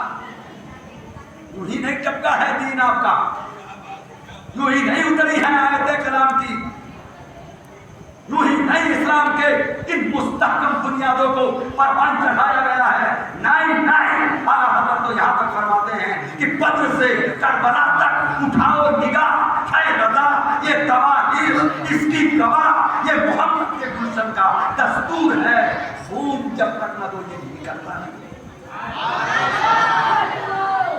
خونے خاندان نبوت شامل ہے، خونے نبی شامل ہے، صرف ایک خون آخر میں چلتے چلتے 2-3 منٹوں میں. آج 5 ربیع الاول تھی تو کئی لوگوں کا خیال ہوا کہ حضرت امام حسن رضی اللہ تعالیٰ عنہ کی یہ تاریخ مثال ہے. ایک بات سن لیں، حضرت امام حسن کے مثال کی تاریخ میں کتابوں میں اختلاف ہے.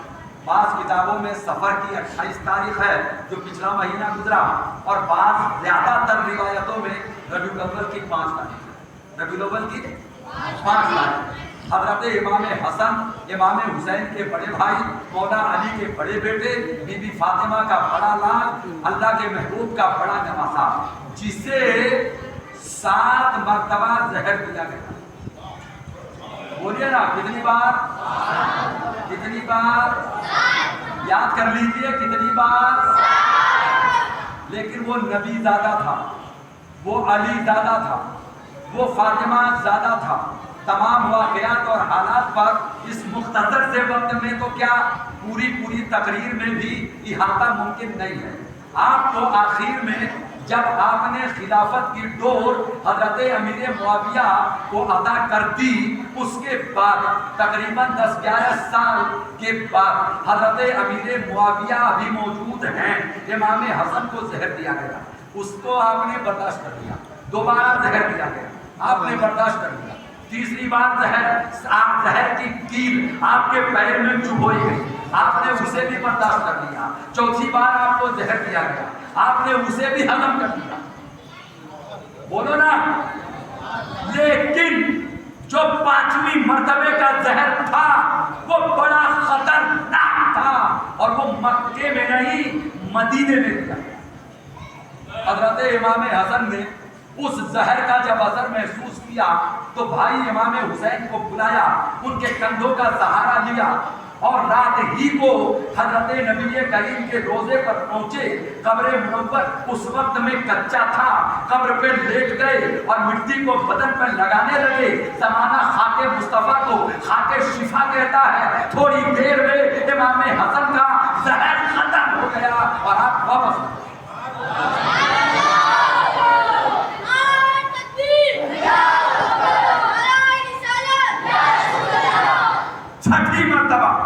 چھٹی مرتبہ عرب کا وہ کھجور، وہ نسل جو امام حسن کو سب سے زیادہ پیاری تھی، اس نسل کے کھجور کو زہر میں ڈال کر اور وہ ٹوکرے میں سجا کر امام حسن کے پاس بھیجا گیا. تحفے میں آیا ہے. آقا امام حسن کو اس نسل کی کھجور بہت پسند تھی، چونکہ نخلستان ہی کے رہنے والے تھے. آپ نے چند کھجوریں کھا لی. ادھر کھجور کا کھانا تھا، طبیعت کا بگڑنا تھا، زہر کا اثر کرنا تھا، لیکن وقت تھا. آپ نے بھائی کو بلایا، اپنے بھائیوں کو بلایا. محمد ابن الحنفیہ آئے، حضرت سیدنا عباس آئے، حضرت امام حسین آئے. سہارا دیا. امام حسن کو لے کر روضہ رسول پہ پہنچے، قبر کی مٹی اٹھائی. سارے بھائیوں نے امام حسن کے جسم پر ملنا شروع کیا. کچھ لوگوں نے، زینب نے، کلثوم نے ہاتھ اٹھا کے دعا مانگنا شروع کیا. زہر کا اثر غائب ہو گیا. امام حسن صحت مند ہو گئے. چھٹا زہر بھی غائب. اب 7واں زہر جس سے آپ کی شہادت ہوتی ہے، یہ زہر مورخین نے لکھا ہے ہیرے کی کنی تھی جسے زہر بنایا گیا تھا. اتنا باریک زہر کہ آپ کے گھر میں جو پانی کی سراہی تھی، اس سراہی پہ سیل مہر تھا. کیا تھا؟ سیل مہر. لیکن اس پہ جو کپڑا تھا، اس کپڑے پہ اس الماس کو رکھ کر اس کو جھاڑ دیا گیا. اس کی کچھ کण پانی کے نیچے گر گئے اور وہ آپ کے پلنگ کے نیچے پانی سراہی کا رکھ دیا گیا. آقا امام حسن بستر سے رات کو وقت تہجد اٹھے. آپ نے آواز لگائی سیدہ زینب کو کہ بہن وضو کے لیے پانی لاؤ. اتنے میں آپ جب اٹھے تو سو کے اٹھنے کے بعد کئی مرتبہ آپ کی طبیعت کا بھی تقاضا ہوتا ہے، آپ پانی پی لیتے ہیں. امام حسن نے پلنگ کے نیچے سے وہ سراہی نکالی اور مہر توڑے بغیر آپ نے اس کے ٹوٹے سے پانی کو پی لیا. ادھر پانی پینا تھا. جتنی دیر میں سیدہ زینب لوٹے کا پانی لے کے آئے، زہر لوٹے کا پانی لے کے آئے وضو کرانے کے لیے، اتنی دیر میں تو امام حسن کو الٹی ہونی شروع. कितना खतरनाक जहर होगा अंदाजा लगाइए। पानी पिया, उल्टी शुरू और कलेजे कट के बाहर आने शुरू। सैयदा ज़ैनब ने दौड़ के अंदर से बड़ा तख्त उठाया, ला करके इमाम हसन के सामने रख दिया ताकि घर में उल्टी हो रही है तो वो इसी बर्तन में हो।